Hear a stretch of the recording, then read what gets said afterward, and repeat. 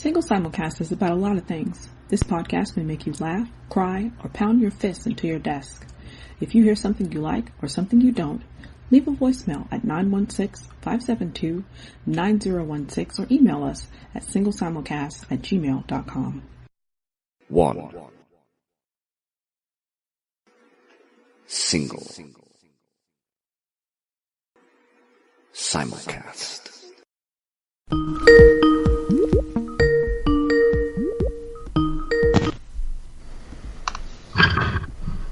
Hello? Hey. Hey. You awake? Hello. Hey. Hey. Hey. There's an echo somewhere. Hi. Hey. Wait, I get the feeling like that high wasn't for me, but I'm still like in hey mode. No, it was for you. You know that feeling where you, I don't know, maybe it's just me. Maybe. I doubt it, but maybe. I really do doubt it, though, because I'm fucking awesome. And maybe, though, where you just have, like, this deep, burning desire to eat some pizza. In those moments where you get a pizza and it's cooked perfectly, it's like nothing can stop you. It just feels like you just got all the energy in the world. By the way, if y'all are vegans, there's good vegan pizza too. I just had a gluten-free. I'm just kidding. I don't even know what gluten is, but one of us is. Well, kind of. I'm you a vegetarian. We got a vegan, a vegetarian, and me a bitch that eat everything. Really?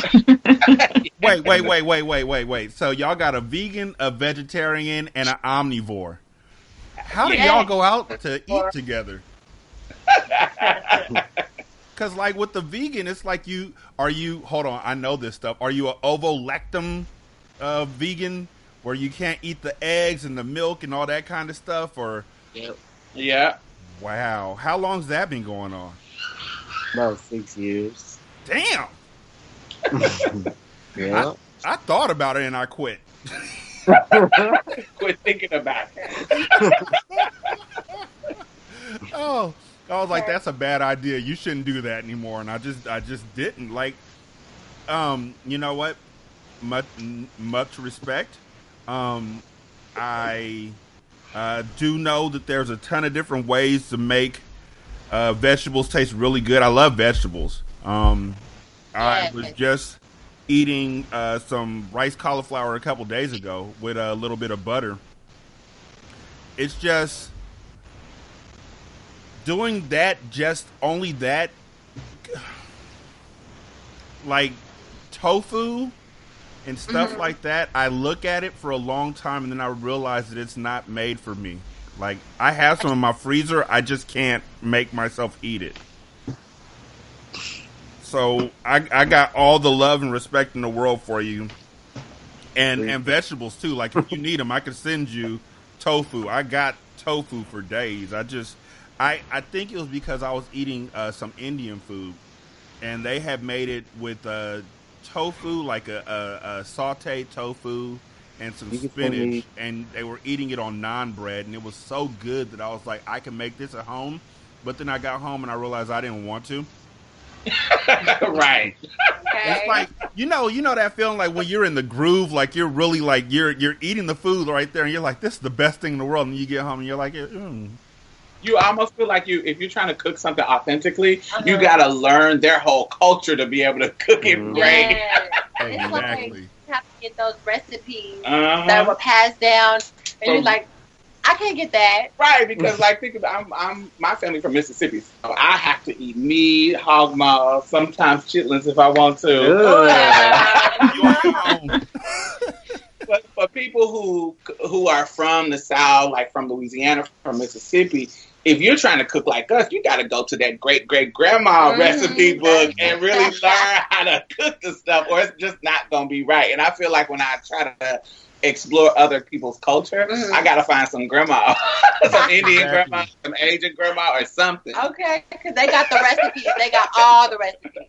For it to be right. But it's kind of hard to walk up to somebody and not sound creepy when your heart's in the right place, but you walk up to him. When I walk up to him, I'm a 6'2" black male. When I walk up to an Asian kid and like, hey man, Where's your granny at? It's just like, why you want my granny? Oh, I just want to see her cooking. Out on you. Right. Maybe you should change your approach. Maybe instead of asking a child, maybe change, ask maybe a adult. That probably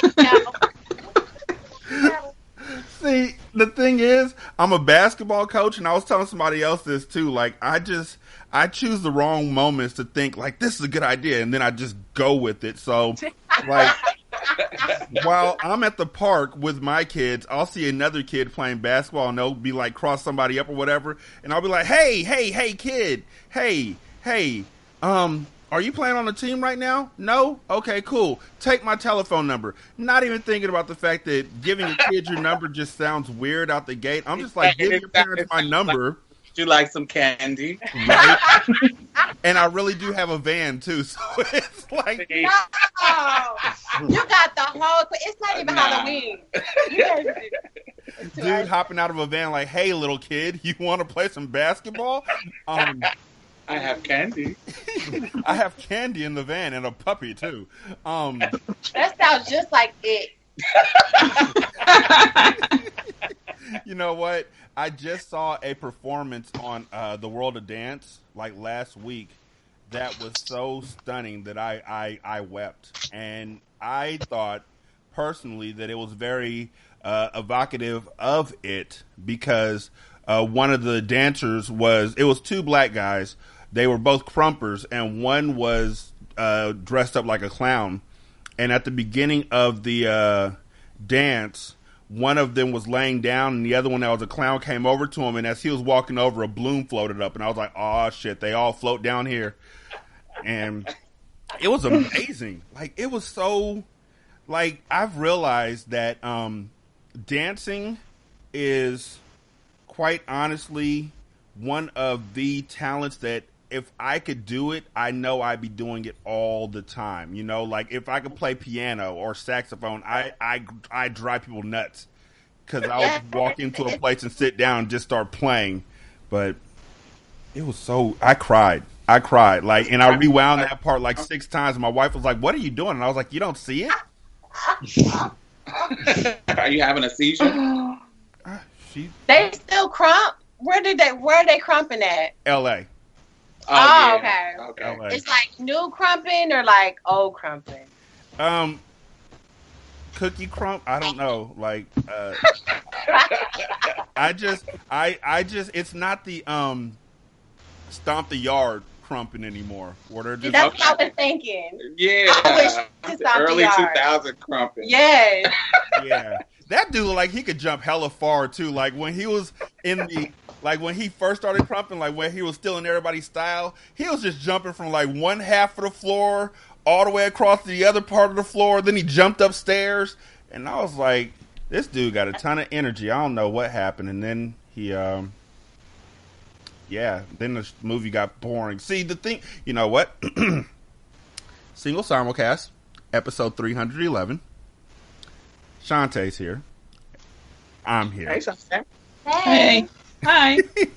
And we are blessed and fortunate to be joined by 3 absolutely wonderful people. If you've had an opportunity to listen to Marsha's Plate, if you had an opportunity to listen to their pose reviews, if you had an opportunity to listen, period, if you had an opportunity to go on their website then, or to their Facebook page, you will be very, very pleased to know that they decided that they wanted to talk to us. We are joined by Diamond, Mia, and Z. Hey, which one of y'all want to tell them something about yourselves and tell them something about your show and the reviews and everything? The floor is yours. Okay.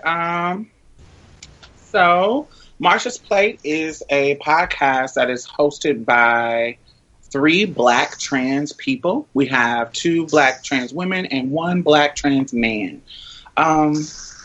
In 2016, during the election, every time you saw people who were trans talk, they were either white, rich, or famous. And the conversations revolved around the bathroom bill.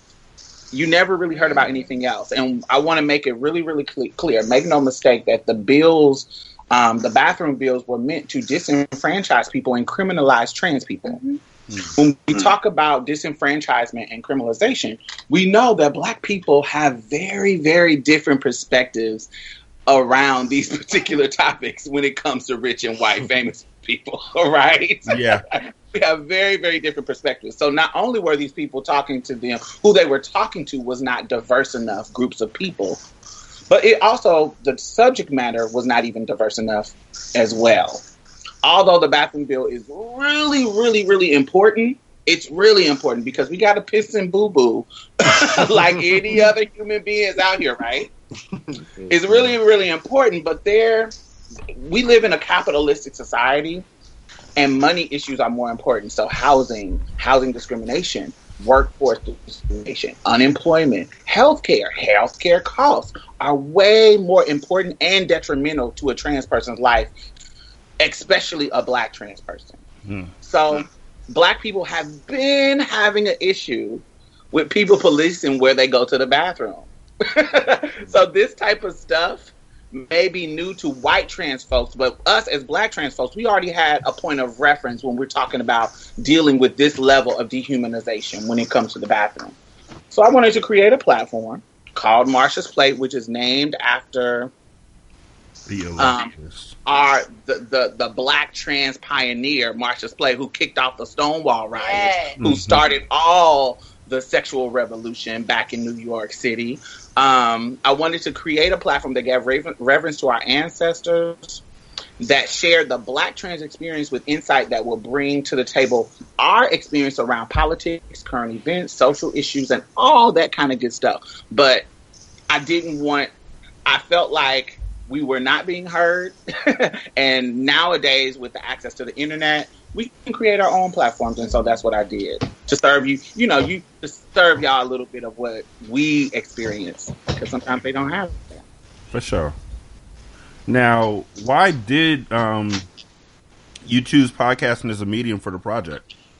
Podcast is just a new digital medium. I feel like it's the new form of radio. I feel like it is really a passive way. People can choose. People who listen to you, it's really intimate because they choose to listen to you. It's not just curated by some white man who think this is going to make them money, like on a radio station. They choose to listen to you. They choose to support. It's free. So if they want to donate, they want to become a patron, they choose to do that. So they have an emotional investment in you. And I love the idea that, people can commute and put our podcast on their way to work, dealing with the microaggressions at work with the white people at work, dealing with the microaggressions of men when you go on the subway. You can put how women, we put our headphones on to ignore men, to pay them dust. And maybe it is us you are listening to while you are ignoring these men objectifying you, telling you to smile. You should smile more.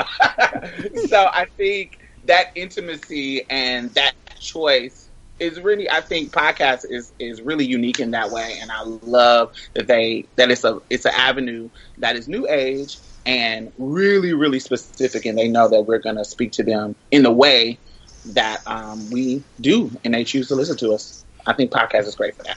And it's very important that people hear that we appreciate y'all choosing to listen to our podcast, because I know a ton of white radio stations that are like, we're the number one radio station in the area.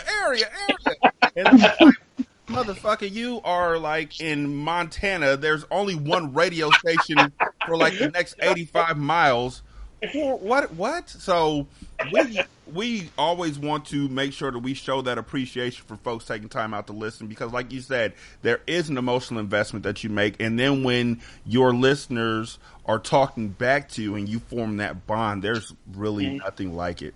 A level of trust. They know. I love when you talked about polls and us doing our reviews. I really, really appreciated when people would say, I can't wait to hear Marsha's Plate, because we are a trans platform. I can't wait to hear Marsha's Plate review this, to give us some more insight that the show didn't give you, to give you a little bit more in-depth and comprehensive review of the show from our perspective. And people was like, I can't wait, because we can't get this from anywhere else. Yes, and I also think that I love when someone, like earlier this week, I think a trans woman of color, she made a response, and she said that basically listening to our podcast helped her in her life. She was depressed. She didn't want to live. And by listening to our podcast, it allowed her to accept things in her life that she couldn't accept. And she was able to kind of be at peace and at one with herself. And I think that's so important for everyone to have a voice, and for everyone to know that there's someone that's out there like you going through the same thing that you went through. Now, the way that we came across Marsha's Plate was because we, Shantae, really, let me be honest, it was 99.9% Shantae, and then 1% Shantae, and then saying, yo, y'all need to watch Pose. And I was like, I already cut the cord, right? Like, I don't even got cable. And she was like, you need to download it. You need to watch it illegally. You need to do whatever you can do to watch Pose, because the shit is fucking fantastic, and it's world changing, and it's awesome. And so as soon as we got my mama's cable ID to where we could log into FX Present. Did I say that out loud? I didn't mean to. FX, if you're listening to me, my mama's name is Melania Trump. So once we got her access and we were able to watch FX Presents on online, we immediately just fell in love with Pose. Like, it was so amazing. And so we were like, yo, I want to do a review show. And Shantae was like, dope, I want to do one too. And we went onto this forum that we have called the Black Podcasters Hub. And we were like, yo, we want to do a weekly review show about Pose. If anybody would like to join us, please just let us know. And Janisa from Tea with Queen and Jay popped up and was like, she was like, yo, if y'all are doing Pose, y'all need to have the folks from Marsha's Plate join you. And I was like, for sure. And then, like, right after that happened, I was like, thank you so much. Right after that happened, I heard one of y'all's episodes, one of y'all's reviews for the episode. I think it was the one where, was it the one where Pray Tell and Blanca are singing in the hospital? And I was, after hearing that episode, I was just like, you know what? And I actually went on our page and I was like, I know I said on our show that we were going to do Pose reviews. I see all reviews to Marsha's Plate. Y'all need to listen to their podcast for this. Y'all need to listen to their podcast, period. And I was like, we're not doing this anymore. Bye-bye. And, because, like, and we appreciate that. Well, it's just like there's certain, like you said, like there's such a beauty in what y'all are saying, and there's such just like deepness, like authenticity. Authenticity. Yes, and I don't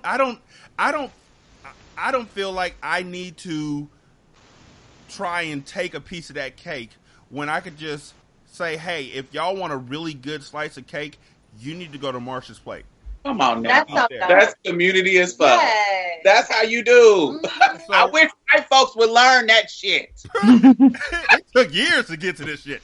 But you know what, Mia, you were talking earlier about the young lady who, or how they were able to accept who they were through help from listening to y'all's podcast. I know that by listening to the show that you and Z are dating, which is, that's awesome. No, we're not dating. We're not dating. We're in a relationship. Come on now. Get it right. My fault. I gotta tell my wife that. Like, yo, we ain't in a relationship. Wait, how does that work? What? Let me ask you honestly, because I need to know something I can tell my wife. What's the difference? Okay, so the difference is dating is like taking me out on dates, and then like I'm getting to know you. A relationship is like, oh, okay, I know this person. I know if I want to be with this person. Okay, then I'm gonna get into a relationship, and then we're going to be committed. For sure. Okay. Yep, my wife and I are in a relationship. I know everything about that. I know some stuff that you can't unknow. Like, we learned some stuff during the year 7 crisis that was just like, ooh, with the door open, like, this is, if I don't make it to the next episode, just know that she murdered me. I just really do appreciate that you get a truly personal, y'all get really personal and vulnerable about your relationship on the podcast. And why is that so important for y'all to share to everybody? It's so important because there's a narrative that the cis community has on the community that I'm a part of, which is the LBGT. So they have a narrative that is passed on by people who don't actually have experience or don't know anyone who's LBGT. So it's important for people who lack the knowledge to be able to similarize themselves to people who they can actually understand and go through life the same way that they go through life. It's like how can you say you don't like sushi and you never had it before? Right. So I feel like education is the key. When you educate people, then it changes their perspective. Now, it's a difference. You can talk to somebody and try to educate them, but if they want to learn, they're going to learn. But if they don't, they're just going to be a wall, basically. So, and it's interesting that you said that because this week I had I made a comment on Fawcett, Fase. Yeah. So, he did. Yeah. So I made a comment on a guy that has a lingerie line. I guess he has a lot of followers. He's a photographer, and so he has this brand that says, "Hey, we accept all women of all colors. That's kind of our thing. We want to make sure every woman is accepted in every shape or form and fashion." So I'm like, okay, cool. So our trans women in this vision that you have, and he said, "What's a woman?" And I stated, a woman is not someone who can be defined by their genitalia. And so he asked me, what is a woman? And then, all his followers started to say, well, a woman is someone who can have babies, someone who has a period, someone who was born with a vagina, someone who can create life, someone who, all that extra. And so my thing was, how did we get to a them versus us?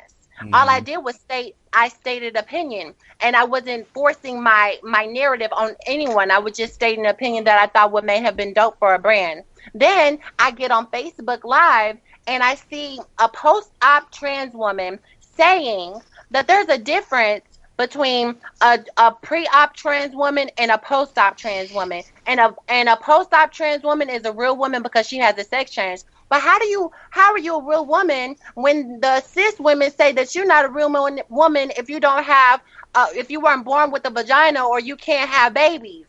So it's like, what the problem is the division in the community. As black people, we have to understand that if we don't come together from the LBGT and the cis heteronormative side, then we could be a powerful force. Because there's so many LBGT people who are so creative and they're looked over. Why? Because of stigma of the society. But if we could incorporate them people and give them credit for what they have given to the cis community, then we would be great as a whole. And nobody can stop us, not even Trump. Also, I just want to actually, I just want to shut the fuck up. Because, black males, just like white males, have this horrible habit of jumping in at the end and saying, I just like to add on to that. No, the fuck I don't. I just let that motherfucker marinate for a second. We try and have Dora the Explorer moments on this show, where Dora will be talking and then all of a sudden she just gets like creepily quiet until you start talking back to the screen like, "Are you still there? Hello?" And then she's like, "That's right." I strive to have as many Dora moments as I can on this show. I do. I fuck it. You know what? Dora moment. Are you still there? That's right. Now, Z, we don't see a lot of trans masculine representation in mainstream media. So why do you think that is? Well, basically because of patriarchy. And I say that because we know that in this world, cis women and just women in general are more targeted, and especially femininity. So people objectify and look more into people so that are feminine or are cis women, or you know what I'm saying. So that's basically the first reason. I mean, it's very basic. And then also a lot of trans men just go stealth and then just kind of what we call stealth is people just kind of, go on to another life and just start all over, you know what I mean? Mm-hmm. And just don't tell anybody about their transness or nothing like that. So a lot of us go stealth because people don't know what to look for in trans men, first of all. So they don't, what we call clocking. They don't really know what to find in trans men to be able to clock. And, just stuff like that. Just us choosing to be invisible a lot of the times. And we don't want to speak up on our reality for the fear of being judged and our manhood being questioned and getting the same type of backlash and potentially getting, killed and stuff like that. You know what I mean? Just like how the girls are being. So, so that's why I choose to be visible. Because now I'm not going to speak on behalf of all trans men. I want people to understand that not all of them have the same perspective.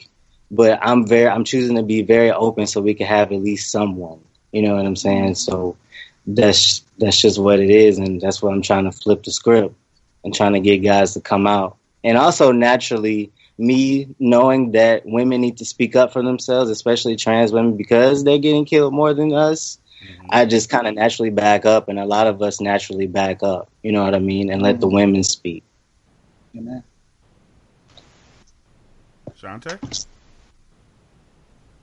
No, that's what I mean. No, I'm sitting here. I am just taking it all in. I am listening. I am appreciative of what you're doing. I finished not finished it, but I was working on the last Pose review episode and was listening to how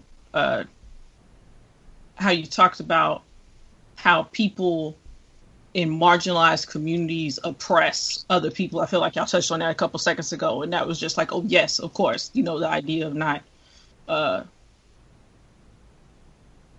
you in the same position as somebody else, but then being in the way of people who are in the same position as you, that kind of thing. So exactly, and I think that I feel for me, I think that is the reason why we can't move forward as quickly, because, it's every demographic is versus each other. When we talk about racism and who is more oppressive, everybody is in this damn oppression Olympics. Mm-hmm.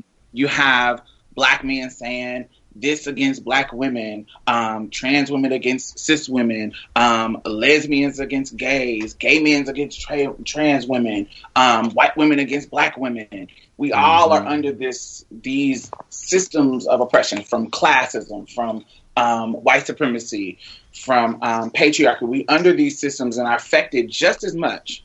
And the only way, as Mia said, she had perfect examples of, one person will say, I'm more this than you, and I'm more this than you. And it's kind of irrelevant when we have the same fucking enemy. Exactly. When the cis white males are still getting over like a fat rat while we sit here arguing over in our poor little home. Right. It just doesn't make sense. And so getting past that bullshit, getting past that those superficial things and just looking at each other's humanity is what will serve us in the long run.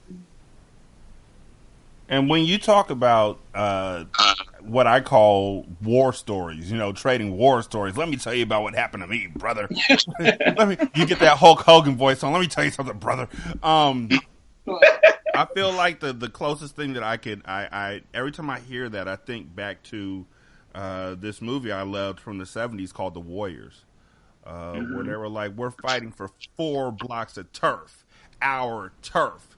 It's bullshit. Can't you see that they own all of it? And then, everybody rises up and they start fighting the man until somebody shoots the leader. And then there's niggas on roller skates fighting, which I never understood. It's a whole thing. Like, how can you get power into your punch if you're wearing roller skates? You're going to roll backwards. I know that. But I understand the idea of, I need you to understand what I've been through. But I think that what people are missing is none of us are defining how do we get out of this. We're let me tell you how I got into this. Let me tell you about what the white man did to me today. And it's like, yeah, let me tell you about what the white man did to me today. Well, how are we going to get above where the white man's at? What steps are we taking right now? And it's like, I wasn't done telling you what the white man did to me. Like, oh, my fault. Go ahead and tell me what the white man did to you today. That's good. They didn't give me any ketchup. Wait. That doesn't really compute for me, but my fault. I'm sorry they didn't give me ketchup. But in rebuttal to that, I have to say that although I think storytelling is important, but I think the disconnect why we can't get to a solution is a lot of times because of our biases and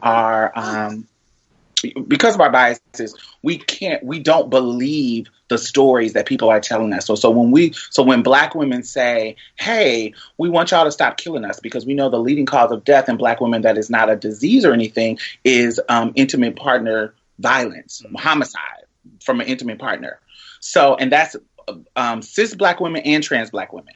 So we know that's one of our leading causes of death. So when we tell men, hey, we are suffering from domestic violence, and you guys are telling us, and your response is, but y'all need to stop having so much attitude. And y'all need to choose better.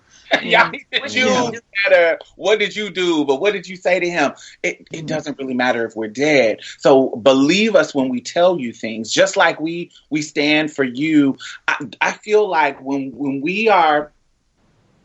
we know the history of Black women when it comes up to standing up for Black men. This Black Lives Matter movement was created. It's not new. This wave of standing up against police brutality is not new, but this new wave of it with the Black Lives Matter was created by 3 queer Black women. And we can go all the way back to the 1964 Democratic Convention with Fannie Lou Hamer, Ella Baker. And when these people really were, it was their experience and really standing up for all the things, all the things for the Black people, which included Black men. These movements, like Beyonce saying, upgrade you, the men led by the men, but the women keep the tempo. Yes. These Black women have played a huge part in uplifting men and trying to keep them safe and being loyal to them, because we know statistically we're the ones that don't date outside of our race. Have played a huge part in doing that. So I wish that men, when it comes to patriarchy, was as enthusiastic about standing up for us as we are standing up for them against racism. Amen. I really, really feel like Black men are missing the mark. Not all of them. Of course, we have some wonderful Black men in the community. They turn but into, I wish it was more, I wish the numbers were higher. Because then we can get to the solutions that you're talking about. If you start believing us and believing statistics and believing science and believing, Lord, believing these things, we can see the solutions that you're asking for instead of just hearing the stories. Because if you're just hearing the stories and not believing them, you're not going to make solutions that actually work. Mm-hmm. Bottom line with that. And this was single simulcast. I just, that pretty much just wraps up the show right there. I don't think that there's anything more that needs to be said. Shit. Shit. I mean, let me say one more thing before we go. we ain't going nowhere. We like He's joking. We ain't going He's nowhere. silly. We bad boy for life. Yes, bad boy for life. So, did you have another question? Yes. Transitioning is rooted in the gender identity, but we know we live in the radicalized world. So, how does the conflict between the two manifest in the life of Black trans people? Okay, wow. I think we just started talking. I think that goes with what we just were talking about. But understand, so Black women and Black queer folks, like Audre Lorde, Harriet Tubman, James Baldwin, Bayard Rustin, Bell Hooks, the Combahee River Collective, they have set a standard. They have a vast history and blueprint of navigating simultaneously 2 or 3 systems of oppression all at once. Our ancestors have already lit a torch. We are just carrying it forward.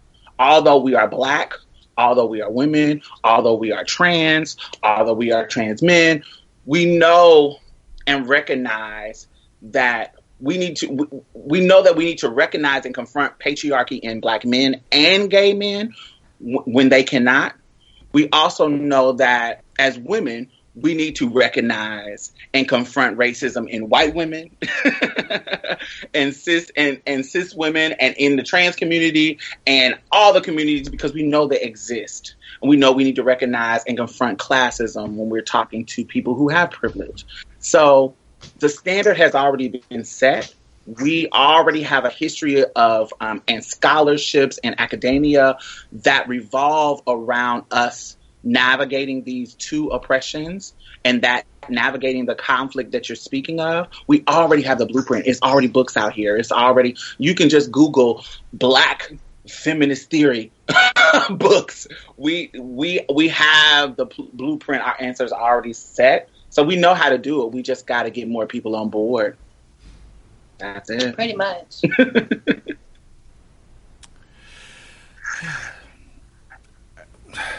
I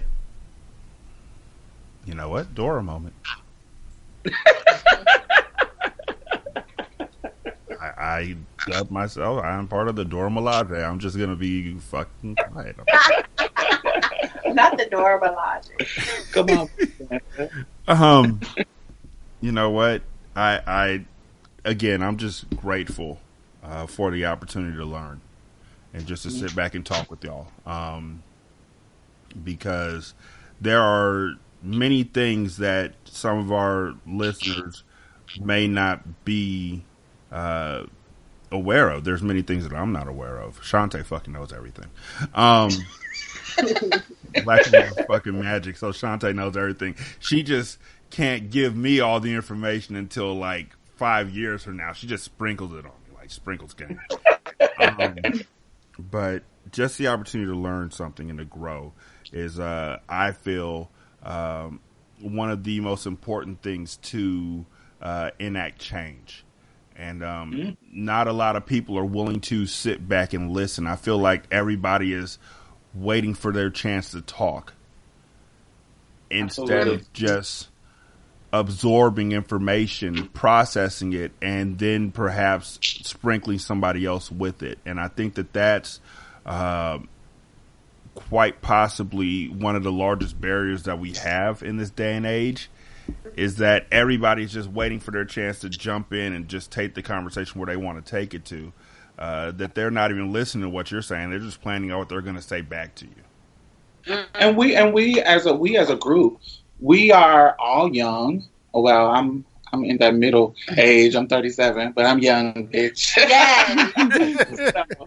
So, we are all still growing and learning as well. We don't have all the answers, but we're just giving you another perspective to think about. And I can even think about me in my own personal life when I think about learning how to step back in certain spaces. I remember I was in a social reproductive justice space where they were organizing around reproductive justice. I know for a fact, because I cannot bear children, that a cisgender woman who can bear children has a lot more at stake than I do. So I can sit back, I can stand there and be an ally in her fight, in my womanhood, not feeling invalidated because I can't have children, and stand there and be with her as an ally and sit back and let her tell me exactly the problems that's going on with Planned Parenthood, the problems that's going on with the legislature that's full of fucking the majority white men trying to tell what women should do with their bodies and can and can't do with their bodies.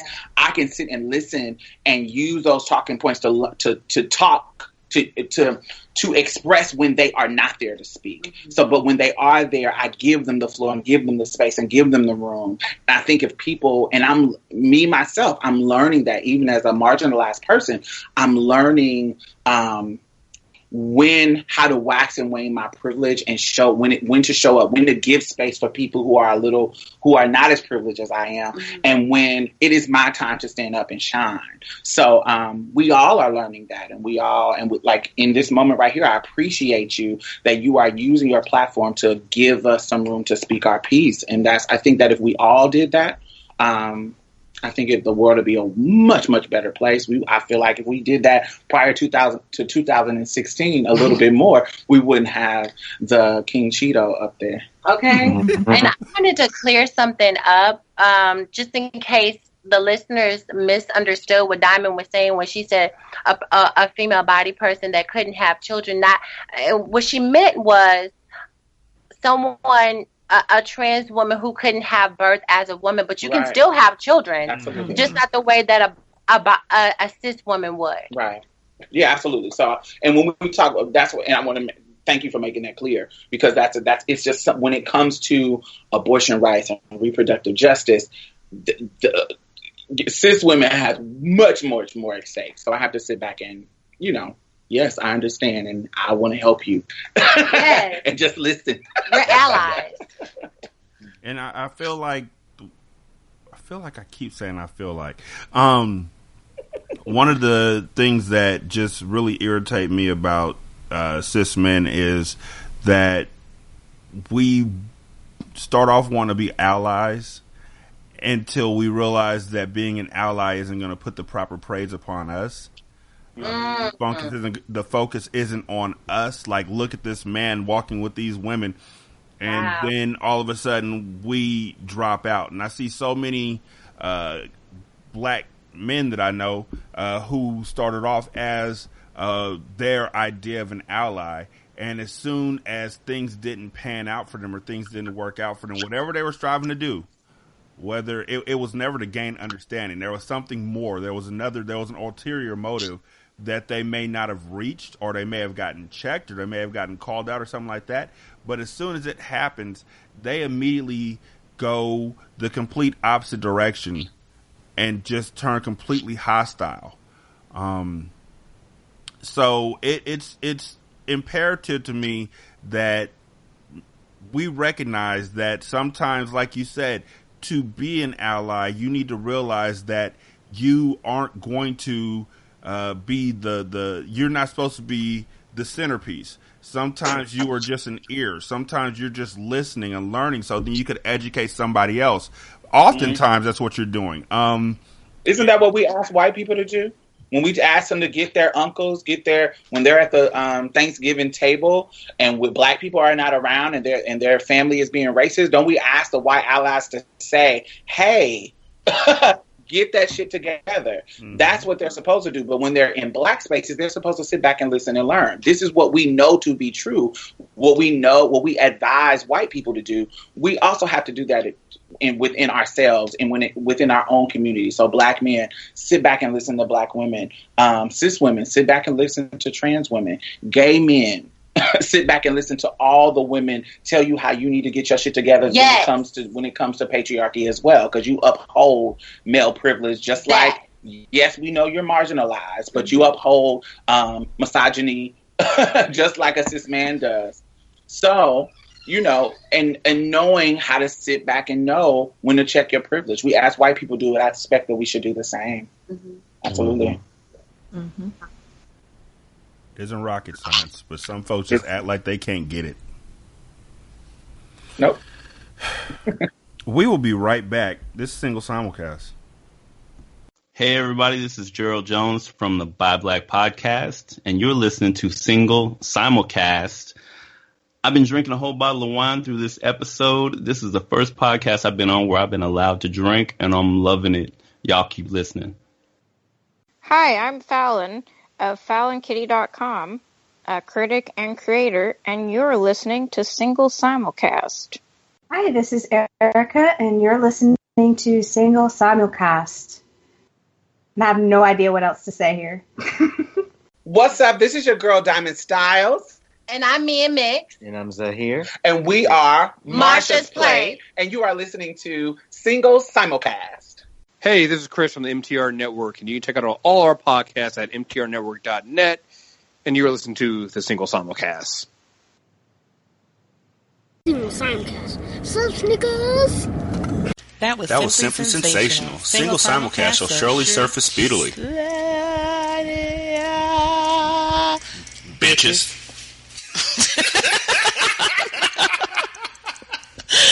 Single Simulcast wants your reviews. Leave a review on Apple Podcasts, Google Music, or wherever you listen to us. Tag Single Simulcast with the screenshot of your review on Facebook, or use the hashtag SSCast on Twitter. Enjoy the rest of the show. My name is Jordan Redfield Wade. Well, well, well.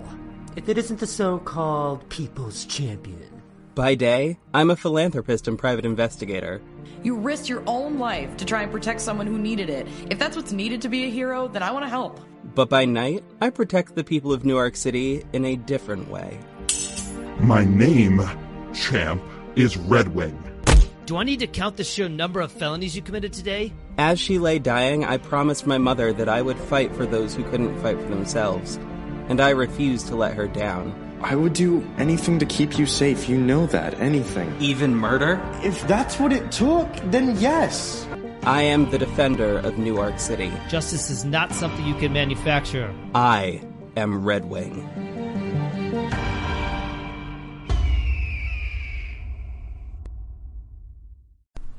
Hello, this is Stephanie from the Mocha Minutes podcast. If you can hear my voice, that means you're tuning in to two of my faves, Rayshani and Shantae Fabulous of the Single Simulcast. Congrats! You made a really good choice today. You want to make another good choice? Check me out on the Mocha Minutes podcast. You won't be disappointed. If you're tuning in to the Single Simulcast, you're going to love the Mocha Minutes podcast too. You can find the Mocha Minutes podcast wherever you find your podcasts. We'd love to have you tune in. Okay. Bye. Hey everybody, this is Wormhole Matt with the Planet Wormhole podcast. Please follow me and my wife Rachel at Get Off My Planet. We are going to be talking about a lot of great stuff on Planet Wormhole, so please check us out. Thank you very much for having us on the show. The Single Simulcast, your favorite podcaster's favorite podcast. It's also my favorite podcast because I'll be honest, I don't listen to a lot of podcasts, but you guys have really embraced me, and I love you for it. So thank you very much. Hi, this is your man Jeremy from the Crown of College podcast, and you are listening to Single Simulcast with my man Rashani and Shantae Fabulous, your favorite podcaster's favorite podcaster. And I'm your favorite podcaster, so that should be your favorite podcaster, because I'm your fave, and your fave's fave. Check them out on Single Simulcast. And check out Crown of College, found wherever you can find great podcasts and the CSPN network. Who Raised You podcast is a kitchen table conversation between Karen, Jalian Yang, and Treasure Shields Redmond. As we explore how culture, family, and intersecting identities pave our way toward liberation, we want to know, who raised you? We're curious and sometimes a bit irritated. Sit down, we have lots to talk about.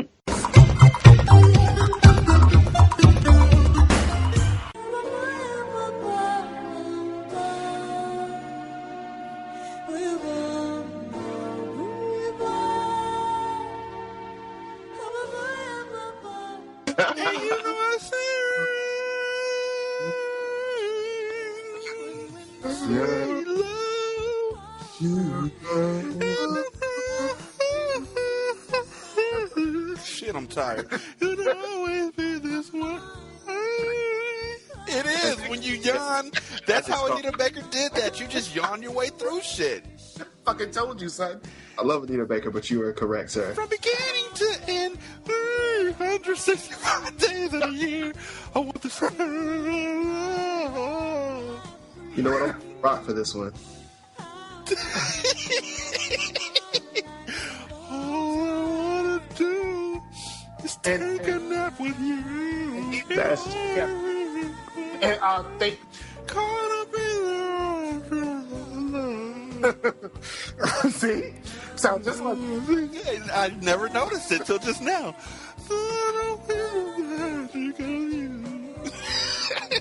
I mean, at least she sounded like she was really going to sleep, other than putting you to fucking sleep like Nora Jones. Son, if you can't sleep, two albums. That Nora Jones first album put you right the fuck out. That's my cousin.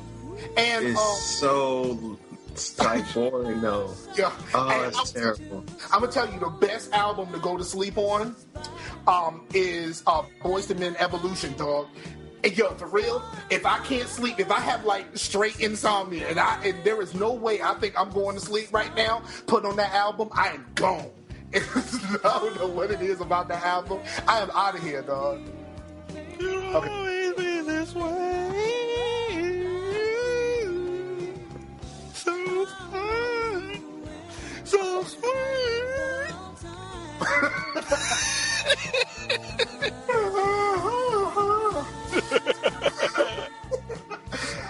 Oh shit! Oh, but man. I can't talk too much shit about Anita Baker. My mom, when she was alive, she loved Anita Baker and Patti LaBelle, son. Anita's the shit. Yeah, like I'm sure dissing her, but I still listen to that song. Oh yeah, I'll listen to it all the day long.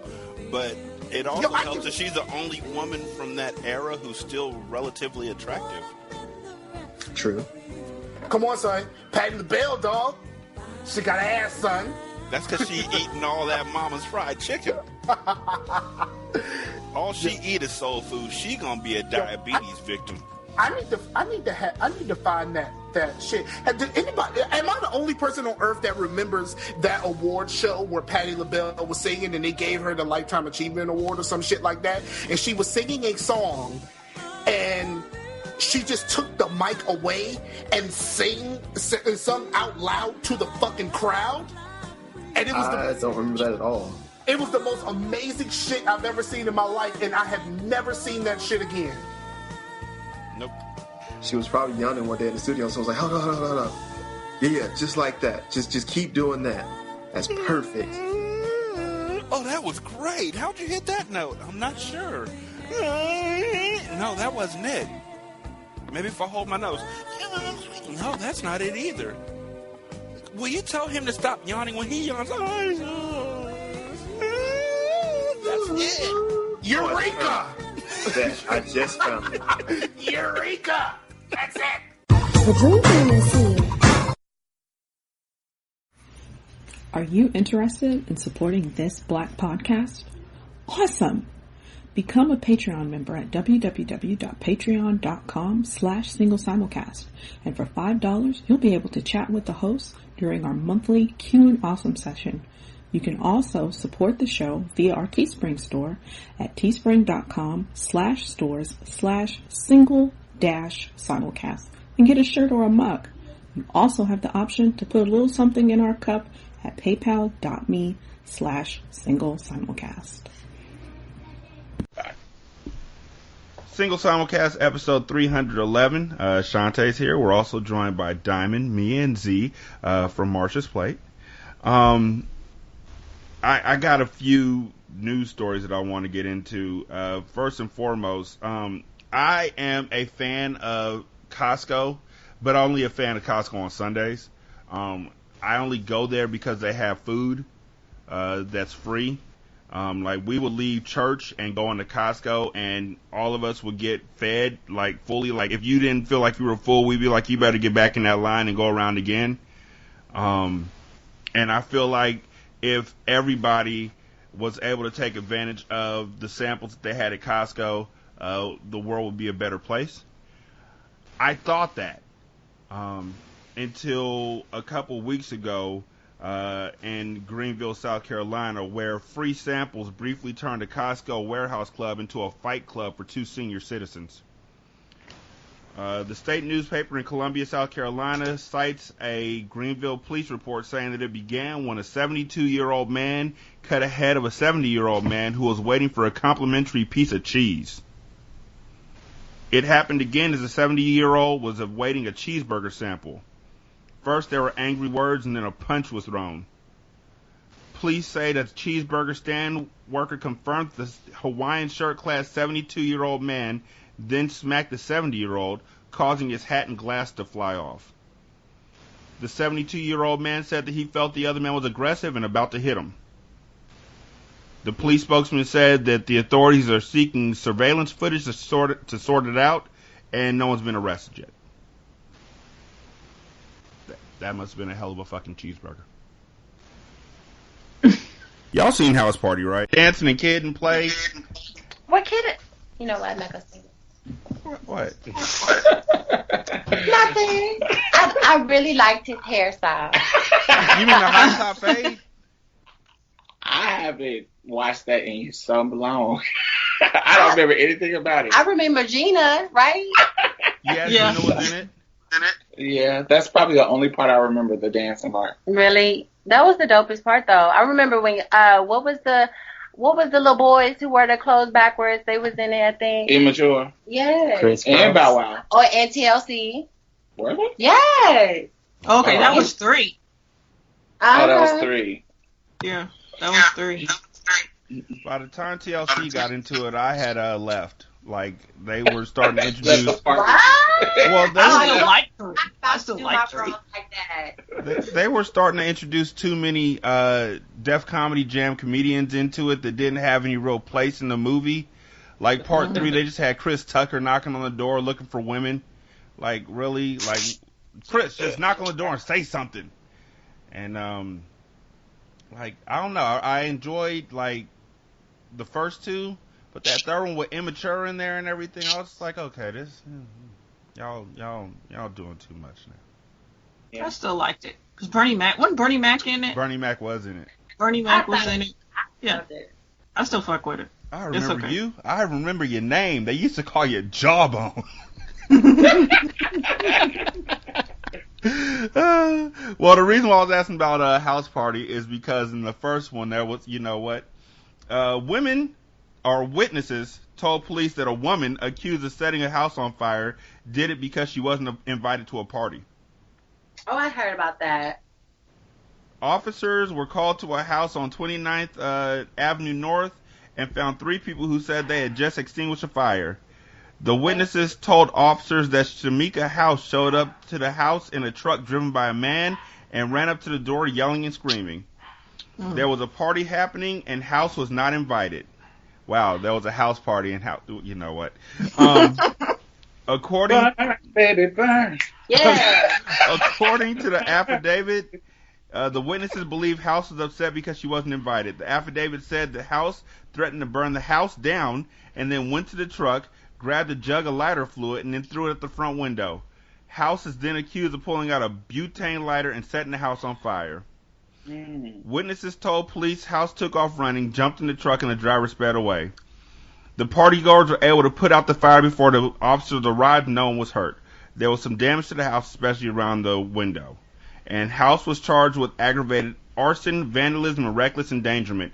I just want to point out real quick that as soon as they said that she pulled out a jug of lighter fluid, I was no longer scared. As somebody who barbecues a lot using charcoal, lighter fluid doesn't do shit. That shit stays lit for like 15 seconds, and then it goes out. You need gasoline in order. I just appreciate this person's follow-through. This got to be a black woman. She said, oh, you didn't invite me to the party? Well, guess what? Nobody's having fun. I appreciate follow-through like that and dedication. I'm just saying, if I'm the person driving the truck, at the point where she comes into my house and starts filling up a jug with lighter fluid, I'm like, where are we going? Yeah, I would need to ask some questions like, okay, your lighter fluid. Okay, so what are you going to do with that? We're going where? Oh, no. Are we part of the Klan now? Are we burning crosses? Where are we going? They won't burn for long, as you said. And I'm just like, I feel like there's better ways to get into a party that you wanted to be invited to than by burning down the house. Like, true. I don't think you're getting invited to the next one either. I'm just guessing. Not at all. The one in prison. Not the next house. And then it turns out they work together and they're like, hey girl, how was the party? You know how the fuck the party went. It was blazing. It was hot as fuck. It was lit. The roof was literally on fire. We didn't have no water. We let that motherfucker burn. What did you do? Because, we invited you to the party, but you gave us the wrong email address. Oh, y'all invited me?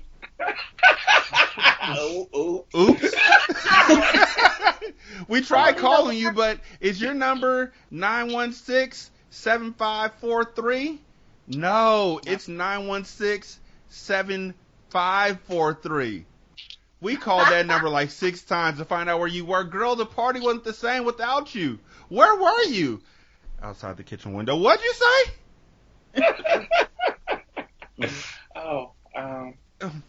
My bad.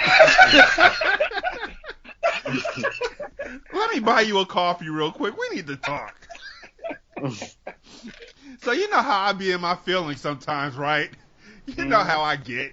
So I thought that y'all didn't invite me to the party, and y'all know I'm the best spades player out there. Like, I run Boston's all the time. So to not be invited, I thought that, like, y'all didn't like me. So I decided that the best way to get y'all to like me was to burn your house down. And so I tried to burn your house down. What? I tried to burn your house down? To make you like me? Next time, notice me? So there's this guy that I really don't like, and he has a lot of friends that I really don't like, and they're all like televangelists and mostly Christian. This is a story about one of them. Televangelist Kenneth Copeland has a lot of experiences with planes. He's best known in the secular world for buying a private jet just so he could avoid getting, quote, in a long tube with a bunch of demons.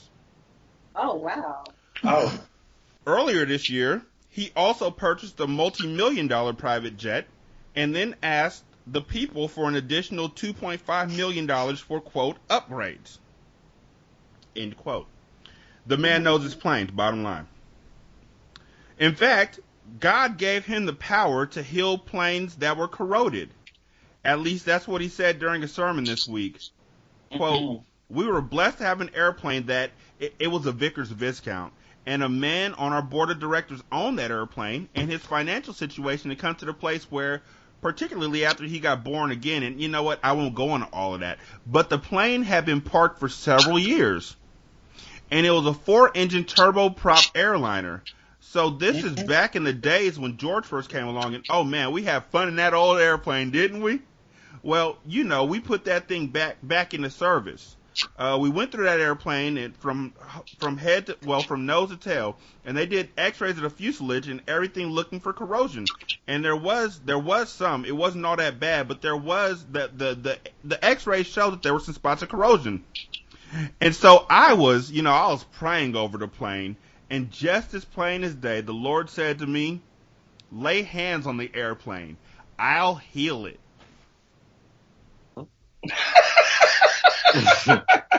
Okay. I'm sorry. I'm so sorry. I think I'm kind of lost. Are we talking about a real plane? We're talking about real planes, and I just want to point out that when he gets on the plane, then there are snakes on the motherfucking plane. But he said that God told him corrosion comes from the curse. God said, I provided that airplane for you, didn't I? And I said, yes, sir. He said, lay hands on it. And I said, okay. And I started praying in the spirit. And the more I prayed in the spirit, the happier I got. So I just went up. Oh, man, you talk about laying hands on that thing? I laid hands all over that airplane. This sounds like a sexual harassment lawsuit. This sounds like a Quentin Tarantino film scene. This sounds like a message for airplane. And I commanded that corrosion to leave in Jesus' name. So right now, people are dying of cancer, but God is ignoring them because preachers have corrosion on airplanes. Glory. So is the plane healed? Like, did he I told that plane, get up and fly again, and it. Hallelujah.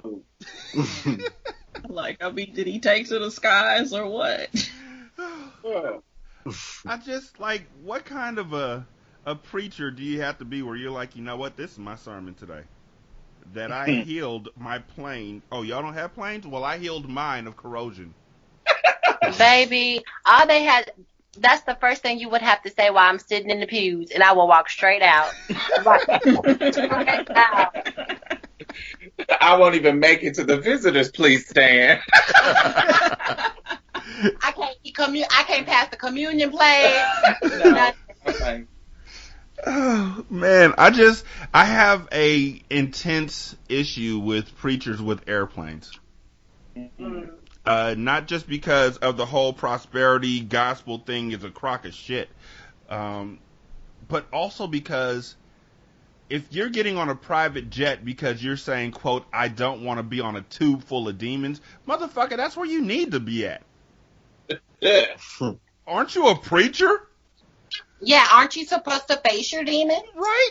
Ain't you supposed to be on that plane like, I cast you out. Nigga, what? Where are you running? Where are you going to?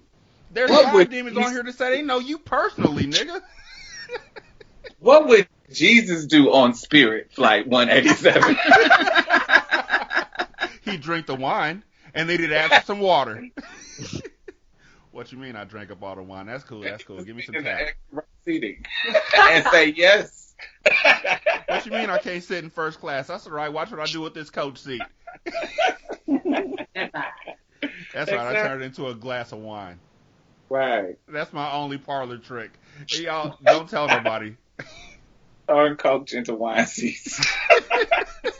Okay. That sounds like a party to me. That sounds sexy, though. Like, we could plan that out. That sounds like an event. I want to stand behind. Who's his PR? Hey, watch what Jesus does with this seat. I feel like sometimes when I haven't been to church in a really long time, I start thinking that Jesus was a David Blaine of the Old Testament or the New Testament. Like, he's like, watch me turn this water into wine. Everybody runs around freaking out, and he's just staring at the screen. Oh, Jesus brought that nigga back from the dead. And Jesus just staring at the screen. Yeah. In an awkward on-stage appearance this week, Bruce Ratner, who's the governor of Chicago, drank a glass of chocolate milk to demonstrate his belief in diversity. What? Huh? What kind of milk? Chocolate milk? In an awkward on-stage appearance this week, Governor Bruce Ratner drank a glass of chocolate milk to demonstrate his belief in diversity. Was that confirmed? I hope he's lactose intolerant. I hope that chocolate milk wore his booty hole out. He's only intolerant of the chocolate milk. He likes the white milk just fine. And yeah, this from the Chicago Tribune. Now, he said, quote, "It's really, really good," Ratner said after taking a sip of the sugary drink. Diversity! That's what's up. Yeah, that was just I would have just... White people are crazy. I know. Diversity? Diversity! Like, I would have turned the TV off. Never mind, I don't watch the news. The clunky corporate metaphor was the brainchild of Hyatt's hotel diversity and inclusion executive Really, fucker? Tyrone Stoudemire. Really? Who appeared alongside Rotner on Wednesday at the downtown Chicago Thompson Center to discuss workplace diversity at a Black History Month event.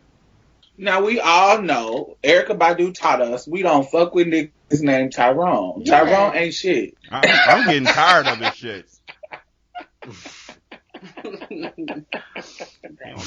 Like, come on. How you gonna be a diversity trainer? Hey, you teaching the white people to drink milk in front of the other white people. This is how you'll get them on your side. Tyrone probably finessed their ass. Out of a coin, darling. Real talk. This is how you do diversity. Drink chocolate milk. He showed up to that business meeting, the planning meeting for this. He showed up to it like, I did not plan anything. The fuck am I going to tell these white people? Let me just pour this Yoo-hoo I got at the gas station. The powder kind. Still some shit with this. What are you doing with that? What are you doing with that Hershey's Quick? I'm showing you diversity, sir. Like, I can't believe this motherfucker was like, diversity! Like, screamed it out, or whatever. Diversity! like how you drink, like, yeah! Like he's Howard Dean or something. You know, diversity! You know, Now, check this out. It turns out we were right. Enlisting Rotner as his lanky magician's assistant, Stoudemire, who they have to point out is black, poured a glass of milk to represent the white men who lead most organizations. Then he said, quote, "This chocolate syrup represents diversity," before squirting a healthy dash of brown sugar that immediately sank to the bottom of the glass. That's racism. You put the brown syrup on top and it immediately sinks underneath all those white people. When you look at most organizations, diversity sits at the bottom of the organization, Stoudemire continued. You don't get inclusion until you actually stir it up. Oh, okay. Why is the comparison between drinking beverages? I see where they was going. I see it. It looked corny, but I see where they was going with it. I see the analogy now. No, that shit's still corny. The only way I'm saying I see where I'm going with that. Oh, you know what? They were trying to be creative. They need to stop. You know, when white people try to have the magic, it don't work. Oh, that reminds me of White Man Can't Jump. I just watched that. I love that movie.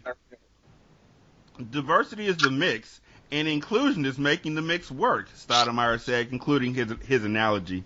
Stoudemire told Chicago Incorporated that he's been using the chocolate milk stunt for 16 years. Oh. And nobody clocked tea? Right? How the fuck did this shit work for 6? You know what? Tyrone is finessing their ass. I just told y'all he is finessing them for a check. It's gotta be 16 years of finessing. That nigga probably come in there wearing a dashiki. Cowrie shells. He mixes up the chocolate into the milk and drinks it down and says, the white guy says diversity, and he's standing behind him like Wakanda forever. They probably come through with a whole PowerPoint on how to mix Nestle Quick and everything. Bean pies. Some collard greens and on the table and NAACP and last call type newspapers. For snacks as his training. Yeah, Tyrone is finessing their ass. I know Tyrone's for their work. Now, he said that he typically picks the most powerful person in the room to be his assistant, adding that Rotner didn't know what he was getting into. He declined to comment on Rotner's efforts to improve diversity in Illinois' government, but said, I give him credit for his willingness to go up and put himself out there. He could have said no. Nigga, who's gonna turn down chocolate milk? Turn down for what? Like, no. I'm sitting in this stuffy ass meeting. You show with an ice cold glass of chocolate milk, everybody move. Mm-hmm. All y'all. I don't care what he's saying. And also, I'm just like, if I'm a black guy sitting in this meeting watching another black guy compare diversity to chocolate milk, I quit. I fucking quit because you get to leave out of here, but now all of a sudden all these white folks are going to be coming up to me like, hey, Rashani, that was a pretty good meeting, wasn't it? I feel like I understand you better. Can I say the word now? Not the word. But you know what? That's an interesting comparison because the trans woman that I was speaking of earlier, the one that was saying that pre-op trans women and post-op trans women, they weren't the same. And she was speaking on a platform. So everybody is looking at this and you're speaking on a platform. So basically you're telling people who oppress you that it's okay. Mm-hmm. Right. Tell them, and then you giving them this shitty analogy that you haven't talked through. You haven't talked through with chocolate milk. You know people are going to think this is ridiculous. You know people are going to think this is ridiculous. But you went in there and said it anyway, and now they done came out, and instead of doing some changing, you just made him look like a white buffoon, which is what he was before. I wasn't mad until I found out this fool been doing this for 16 years. 16. So he's got to be like the chocolate milk guy. Yes, he got to be. Like when it's just like, oh, Tyrone's Stockmark. Tyrone made him a job for 16 years. Exactly. I'm not mad at all. All I got is this chocolate milk. All I got is this chocolate syrup, some milk and a dream. Watch this. Cowrie shells, so we good. I wonder who set this up. Because if he's been doing this for 16 years, he can't just be doing it once a year. He's doing it probably several times a year, several places. People know who he is. I want to know if somebody set this governor up. Somebody was just like, let's get that chocolate milk motherfucker and let's make this motherfucker drink some milk on stage and look stupid. He working on my nerves. He want to do something about diversity. I got some diversity for his ass right now, and I'm gonna call him Tyrone. I bet you it's Keisha Johnson and HR that recommended Tyrone. That is my girl. So knowing now what we didn't know before, which is that the governor didn't know what was going on with this, he improvised saying diversity. I feel like we're giving him too much of a pass. Like this dude knew he's sitting there drinking a cup of chocolate milk. That ain't diversity. Come on, man. No. And I think you should laugh at people's ignorance, especially when they don't know right from wrong. You know, like I think a lot of our time is on like, you know, saying, trying to correct people when you feel like they're wrong, but they're not going to listen if they don't want to listen to you. It's like I stated earlier, it's like talking to a wall. So you can tell him, hey, diversity and all this extra and implement all these great crafty ideas, but he's just drinking chocolate milk. He don't want to get it. He just wants another glass. I don't understand what you guys are saying. Can you pour me another glass? I get it now. Diversity. More chocolate milk, please. Thank you. Ovaltine, please. Yeah. We've got chocolate milk, we've got purple stuff, and we've got Sunny D. Oh. That's diversity. A married couple was enjoying a Sunday evening out at a Japanese steakhouse when James Dylan Jordan began to undress and dance erotically in front of the female half of the duo. Distressed by Jordan's impromptu striptease, Jamie Carpenter advised Jordan to leave the Kobe Japanese steakhouse. In response, he became belligerent and began calling her fat and threatened to fight her spouse. That escalated quickly. He was subsequently arrested and for disorderly conduct in an establishment, a misdemeanor. He was freed after posting $150 bond. They didn't even charge him for doing the striptease. He didn't even get paid for it. That's also true.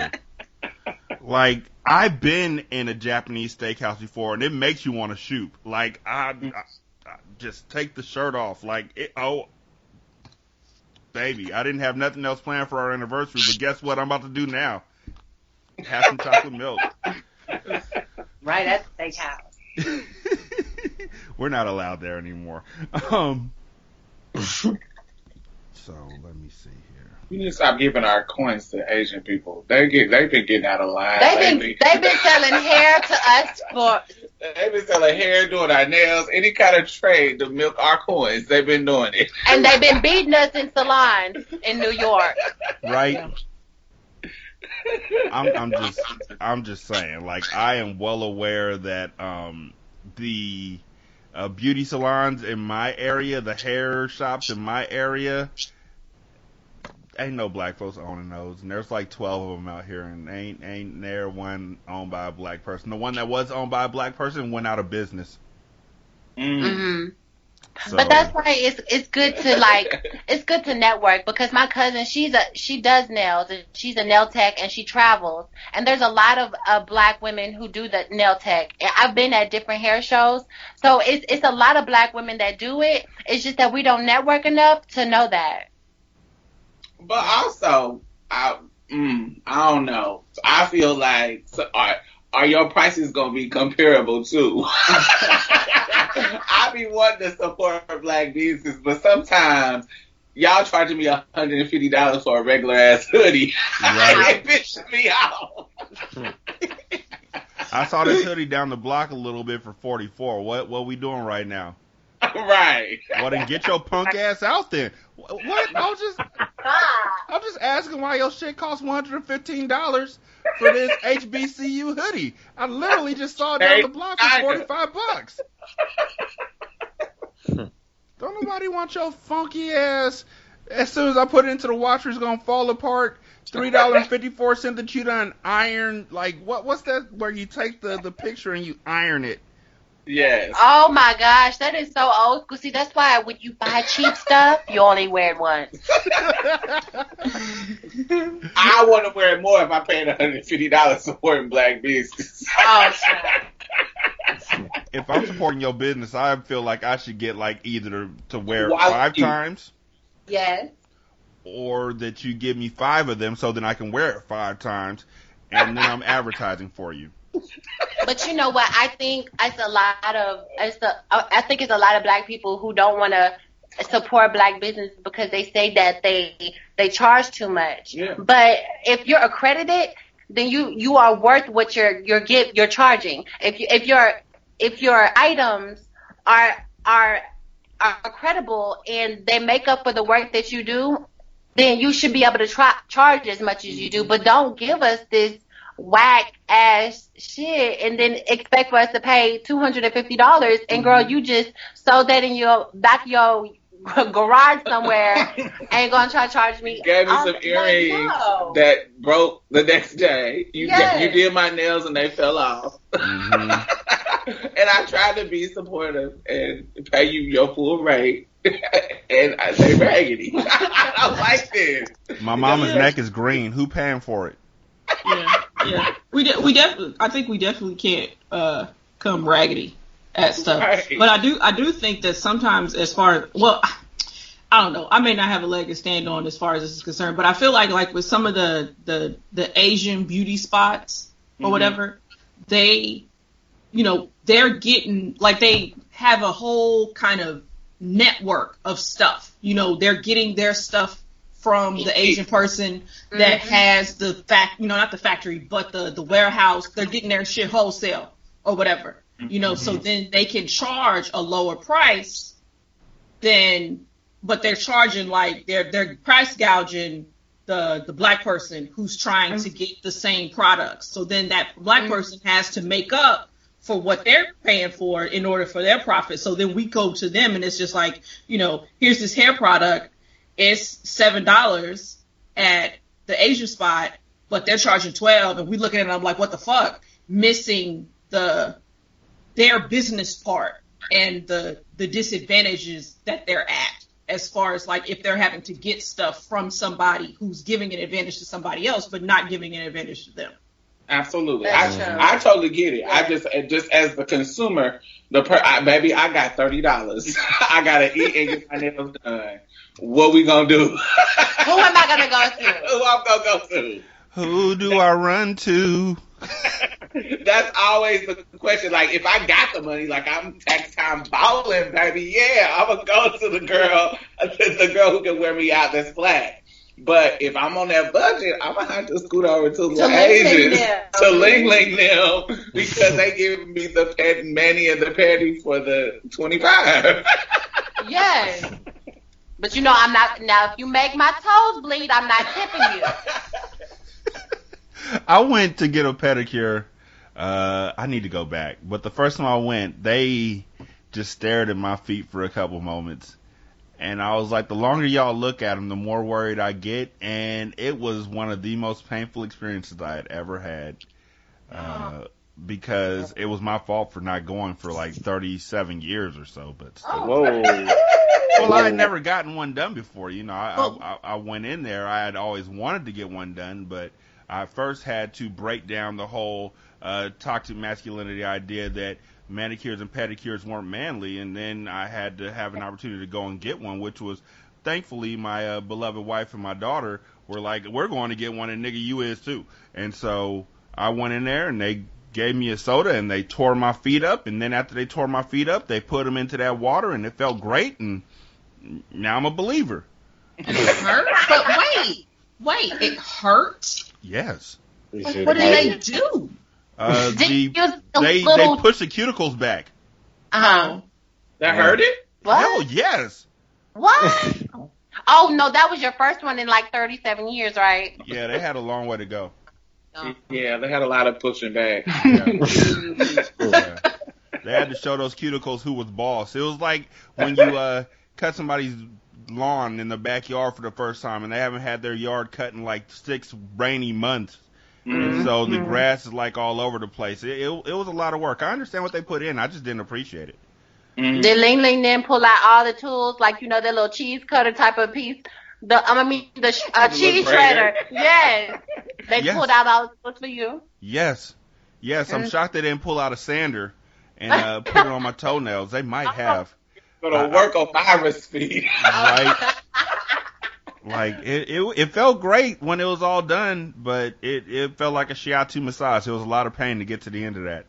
Wow. It reminded me of Martin Lawrence. You seen the one when Gina was working in Shanae's salon? Work on virus feed, right. I can imagine your feet after 37 years. Yeah, it was bad. But I'm sure your wife appreciated it, and your spreadsheets. Yeah. Oh yeah. Oh yeah. And I appreciated the opportunity to go there, because now I'm like, okay, I'm going back, and I need to make appointments and all that good stuff. I've been a special kind of broke recently, so $25-$30 for a pedicure just sounds like a lot. Yeah, and that's hard to do for yourself. Like, it's one thing, like, you might be able to give yourself your own manicure, but boy, it's hard to get after it the way somebody else could get after it as far as a pedicure is concerned. Absolutely. Yeah, especially ingrown toenails. Like, oh my gosh, because I wear heels all the time. So, like, because I wear heels all the time, my skin is pressed against my toenail on the side. So my toenail's growing inside my feet, so I have to get, because I know y'all have heard of some people, they have to get surgery because of ingrown toenails. Not going to happen. Not for me. It gets expensive over time, I think. But I think that's a part of grooming. You don't put that in the budget? Well, you got to do what you got to do. Apparently, I need to start selling drugs, because I need to be able to afford to get. That's what I'm gonna have to do to get me a pedicure, because I'm looking at my toenails right now, and I'm just imagining what they're gonna say when I come back in. I'm not gonna understand it. I'm just imagining it. Nah, brother, don't go to selling drugs. Be an entrepreneur and build your own business. That's entrepreneurship. Diversity. Diversity. Come on, diversity. I'm gonna become the diversity man of California. That dude's gonna be like, I started that shit. Kind of milk were you using? 2%? Nigga, I'm using fat free. See, we ain't the same. We ain't all alike. Full fat. Got a body shame. A former South Bay High School student who was a part of the Crips in L.A., during which he admitted driving a car that two assailants used to commit a drive-by murder. He's been acquitted. So he admitted to driving the car that they were riding in before the murder. He was acquitted of first-degree murder on Monday after a 10-day deliberation. Prosecutors alleged that Terrell was a getaway driver for two South L.A. men suspected of murdering Justin Holmes on October 1st of last year. He also faced two additional counts of attempted murder. Holmes and Terrell's families were escorted out of the courtroom by deputies separately in order to avoid a confrontation. Terrell's defense attorney told reporters that he and his client were satisfied with the verdict, though he said his client shouldn't have been charged with anything, certainly not murder. Quote, the evidence showed that he did not possess any weapons, he didn't shoot anybody, he was not part of a conspiracy or any plan or plot. But now the kid who has taken pictures around the Crips and him being all dressed up in the blue like the Crips and has been in rap videos with known Crips is now saying he has a newfound love of the law and he wants to become a police officer. I bet he does. I would too. Especially if I'm going to be in jail for a really long time. But his father. Oh, he's not. Oh no, his father was rich, right? So it was just fun of him. He lives in the affluent community of Palos Verdes Estate. Mm-hmm. Where that? He's white, right? He's very white, blue-eyed white kid. Little white boy, wanted to gangbang, and justice system did what it does. What's that old movie? It's an old school movie. I forgot. It's like Malibu something. Malibu's Most Wanted. Yes, that person. I'm from the Boo. B-Rad. B-Rad. Jackie Kennedy. I'm from the Boo. Where they got Anthony Anderson's sexually assaulting ass on there. Allegedly. I guess I should say at this point. Mm-hmm. But Terrell appeared in the background of several music videos from local rappers and have been given the nickname White Boy. Original. Go ahead.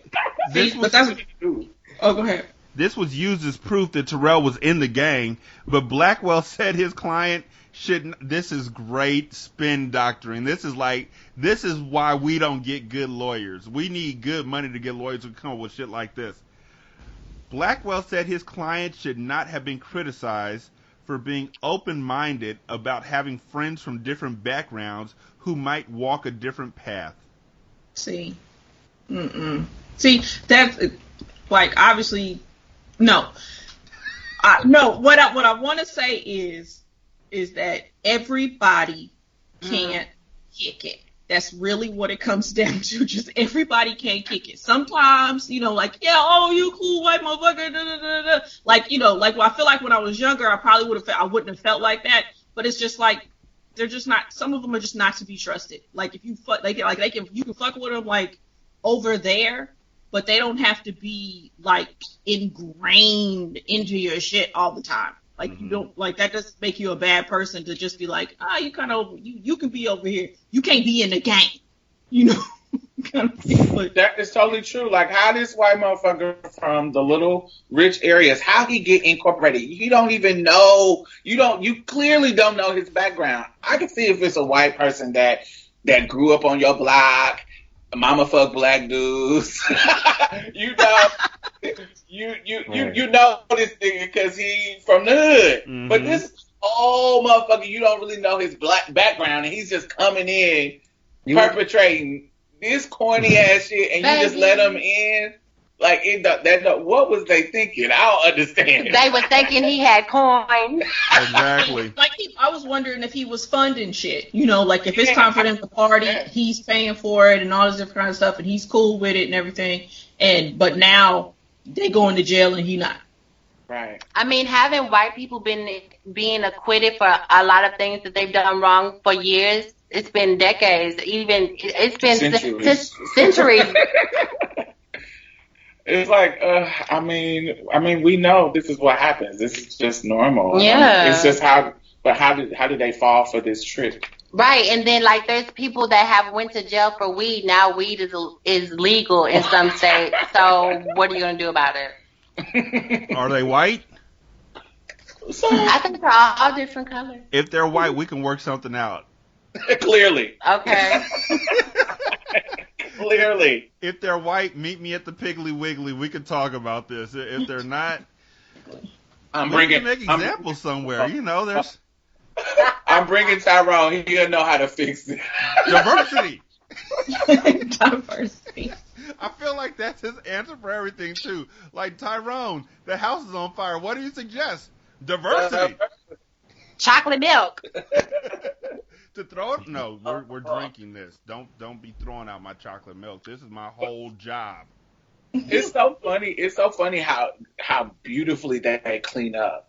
Like, did you see his pictures when he was in the videos and stuff, and then the pictures when he was at court? Mm-hmm. He looked like a whole different dude. Mm-hmm. That's the same thing that happened with Brock Turner, the dude who was raping the girl behind the dumpster. Mm-hmm. He was looking all disheveled and dusty college kid, and then he go to court. They all cleaned up in white, slick, white up, blue eyes shining. Yes. Like, can we bring that light over here so it shines directly into his blue eyes and the judge just sees? They need to see all the blue in his eyes, please. Because his eyes are blue, like the blue sky of freedom, Your Honor. He needs to glamour the judges and the jury. I just feel like right before this white guy got off for murder, somebody got arrested and sent to jail for 25 years for jaywalking and shit. They were looking at him like, are we in the same courtroom? Like, what the fuck? Fucking. The thing is, there was a show that I used to really enjoy called Shameless. Comes on Showtime. And, it's about a really dysfunctional white family, that has one black friend. It's important that you point that out. They have one black friend who is also married to a white guy. Diversity! And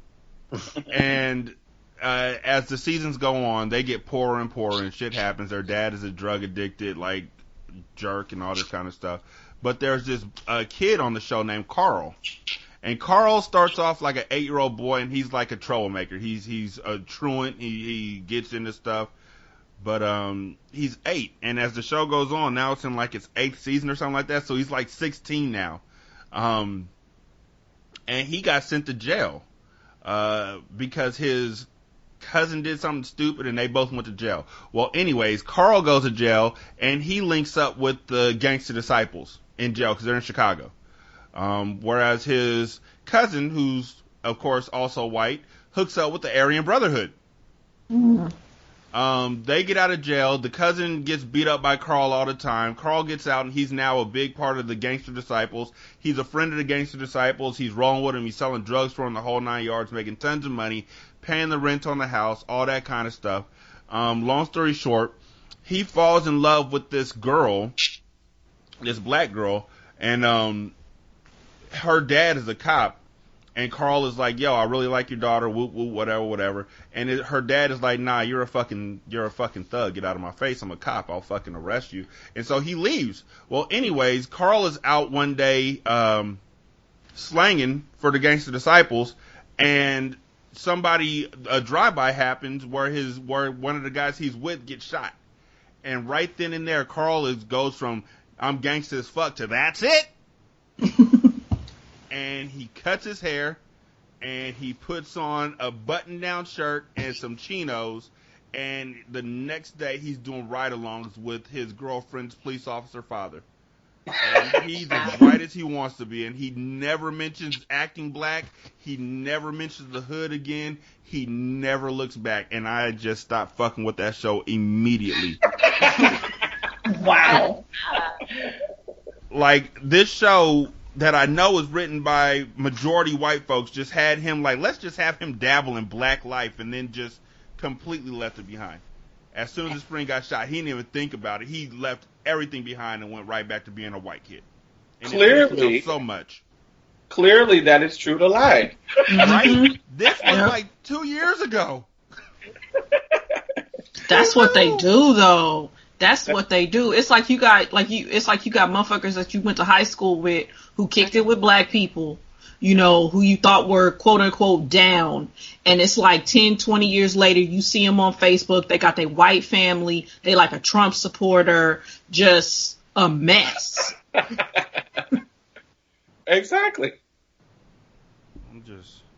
I mean, there's back in the day there used to be biracial slaves who would have children with, you know, the masters or whoever, you know, maybe if they got raped or something. If they were passable as far as being white, they would just turn their back and they would just go because it's privilege. And just forget about their mamas who they'll forget about their mama who was black, who more than likely the same white motherfucker was sucking on your mama titty and you was sucking on your mama titty because the black mothers was suckling because the white women, they were too good to suckle their own motherfucking kids. And so you gonna have the nerve to forget all of this black stuff that you went through, that you saw, and just go assimilate into whiteness and that'd be cool. As soon as you get the chance. As soon as you get the chance. So you think a real white motherfucker ain't gonna do the same thing? To you, once that baby come out a little darker than it's supposed to, because you know genes are interesting. Because my sister had a baby by a guy who's dark skinned, and I'm biracial. My mother is French, and my father is Indian and black. And my niece is dark skinned, and she looks identical to her father because her father is dark skinned. And my nephew came out looking just like my sister, light skinned. So they thought that my nephew wasn't his. So I'm like, okay, you don't think that genetics had anything to do with anything? You didn't think Tessa had my sister's genetics wasn't going to kick in anytime soon? Genetics always tell you the truth, but also privilege is going to always tell you the truth too. Yeah. These white motherfuckers know that, I can be cool because we know black people set the standard of what is cool in this society. Mm-hmm. They can say, I can come here and be cool and I can do all the fun, cool Negro stuff. But as soon as I need my privilege so I don't go to jail, so I can get some money, so I can do whatever it is so I can get what I get, I'm going to be white. Mm-hmm. Like that white girl who I think she got like a DUI or something, and she was basically telling the cop, like, I'm a good cool white girl or whatever, like just look the other way. Basically. Like she don't and that's the whole thing. These motherfuckers know exactly what they're doing. Like you said, this is not, but people treat it like, almost like they don't know what they're doing. Like they don't realize the society that they live in and everything. But no, they're managing it their way. And they know what the fuck they're doing. I think we baby them and say, they're just ignorant. Like ignorant is just not knowing. But I do feel like they fucking know. They know fucking better. They know. Mm-hmm. They do. It's like with the phone calls. It's like with people calling, when the stories of people calling the police on black people for like stupid shit, as it's escalated and continued and continued and continued and continued. It's like these motherfuckers know. It was just like they were just waiting. They probably always wanted to do something. And they just needed the idea. And it was just like, yes, I can call the police on a black person now. They're already shooting them and all this different kind of stuff. They will fix my problem. I'm tired of these black people in my neighborhood or in my restaurant or wherever the fuck I am. I'm calling the police. Calling the police. I am using this arm of white supremacy, which is what the police state is. I am using this arm of white supremacy because you are making me uncomfortable, and I am going to fix you niggers. Yes. Mm-hmm. And I want to make this clear. We're not bashing white people. I am.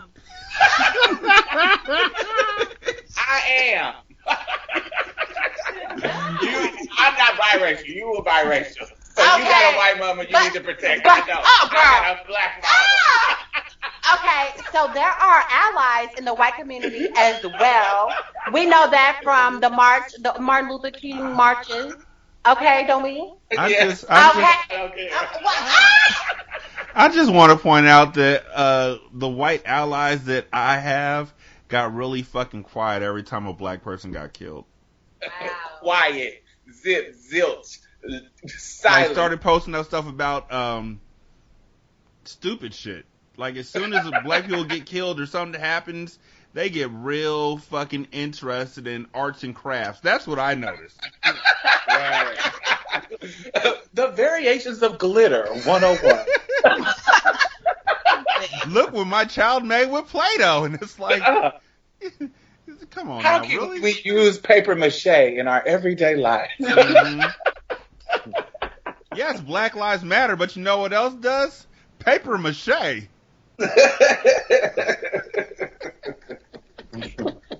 Fact. They get silent. Oh God.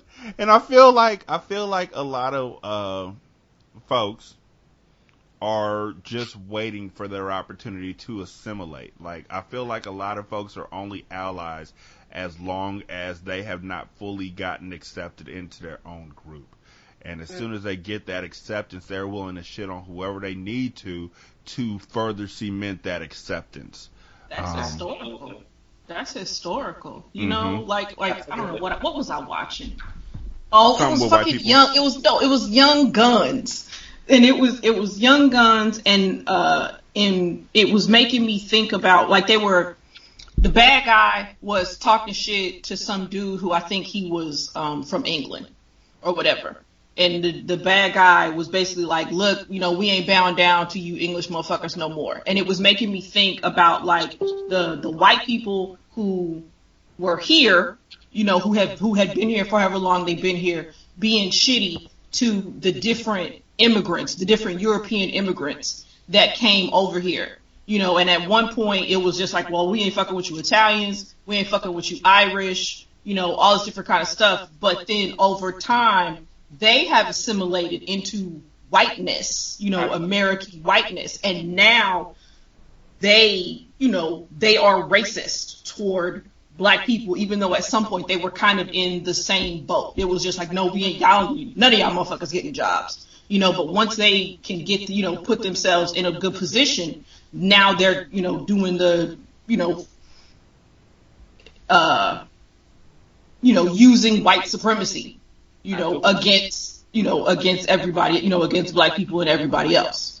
You know what that kind of makes me think of? It makes me think of men who date trans women. When they date us and they decide that they want to take us out, hey, you know, this is something that I want to do, and I want to date a trans woman. So they take you out to public places, and then they get embarrassed. You may not be a passable girl, you may be a passable girl, but if they may feel like this fragile masculinity because of the way that society views men who date trans women, they feel like they can't do it, and so they go back and then they hide and they just revert back. Can't deal with the heat. Yes. But it also is Latino folks too. White presenting Latino folks. Mm-hmm.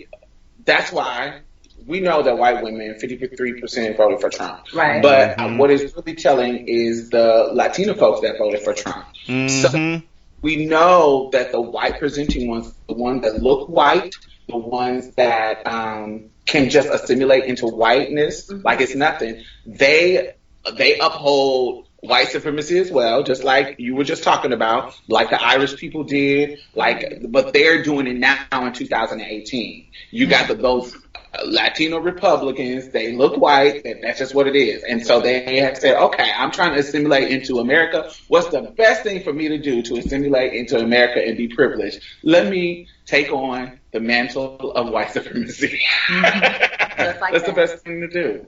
Just like that. I totally get you. My daughter's grandmother, white lady, my daughter's grandmother voted for Trump. Her boyfriend, who's Hispanic, voted for Trump. Like that whole side of the family voted for Trump. And they wonder why my daughter doesn't want to fuck with any of them anymore. Like why they're not cool, or I mean they're cool, but they're not as close as they used to be. And she's like, it's kind of because, you know, the guy you voted for took away all the rights of people like myself that I'm going to need like 5 or 6 years from now when I'm an adult. And her grandma's like, he's just causing change right now. It's not going to last forever. And I'm like, that's really white privilege. When you could look at what this motherfucker's doing and be like, it's not going to last forever. It's not going to affect us forever or whatever it may be. That is the epitome of just a privilege that most of us don't get to have. Absolutely. Mm-hmm. And you're not seeing these kids getting snatched from their families, and you don't feel like you made the wrong decision with voting for this man. Like, you don't see that your mistake in voting for this guy is separating families. Like you totally are disconnected from these people's humanity, and you're not even showing any empathy, which is really a privilege of the white to not be able to show empathy. You really are not showing any empathy to these families, and you're totally ignoring the mistake you made of voting for this man. That's crazy to me. And you are a minority. Mm-hmm. Oh, boy. So, Florida just became the first state to create a private school voucher program just for bullied students. The Hope Scholarship Program gives students who report being bullied $6,700 towards tuition at a private school or $750 for transportation to another public school. Anti-bullying activists... Damn, I've been bullied. Can I get some coins? I get bullied weekly.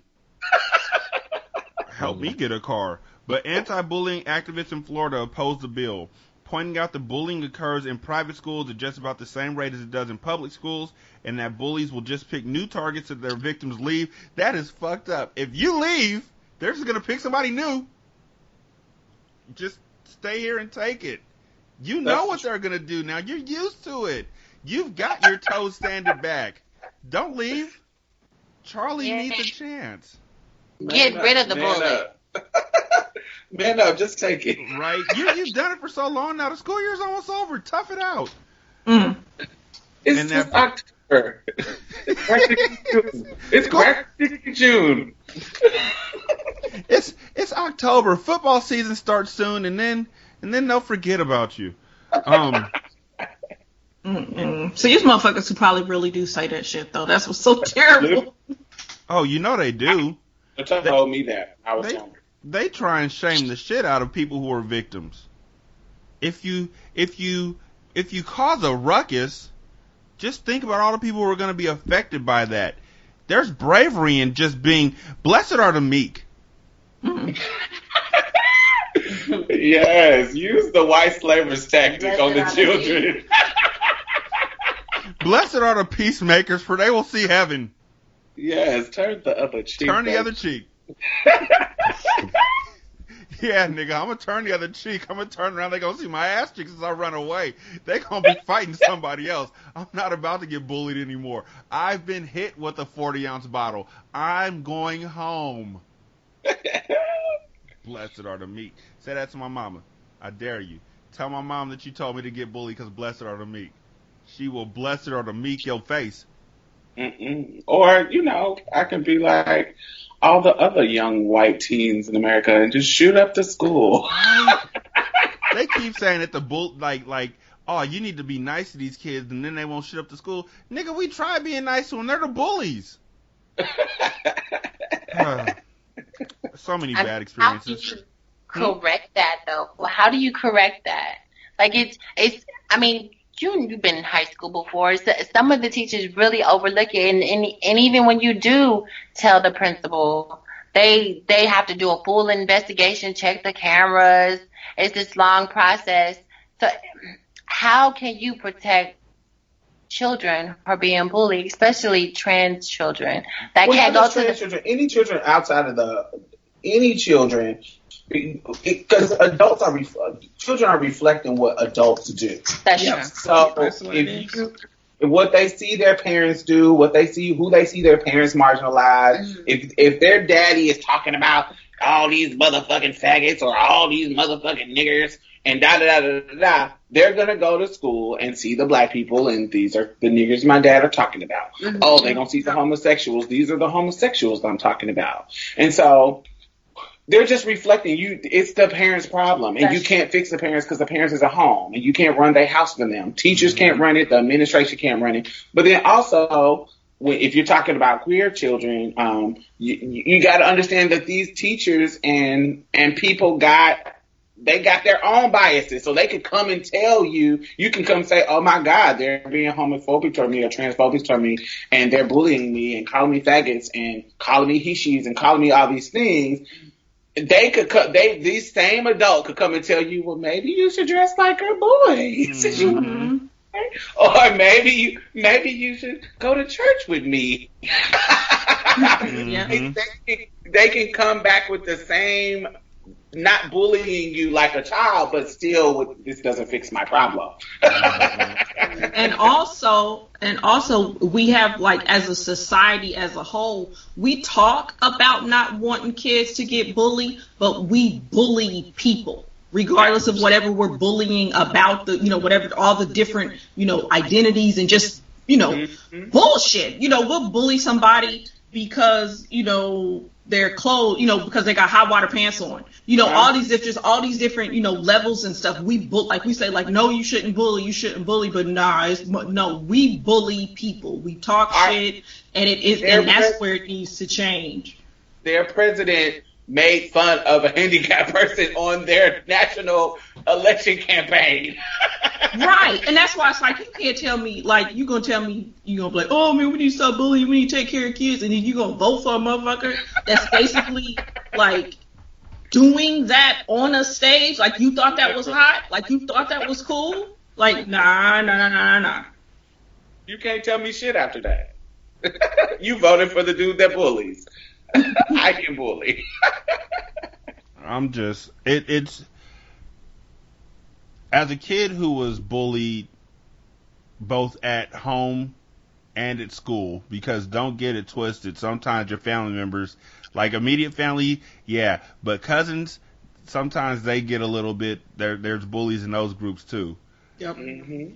You have to see that as an adult, you have an opportunity to change this kid's life immediately, either for good or for bad. And what happened with me is that it was bad. Like, they were just like, I don't have time for this. Tough it out. Why are you always tattling? Nobody that was the big one. Nobody likes to snitch.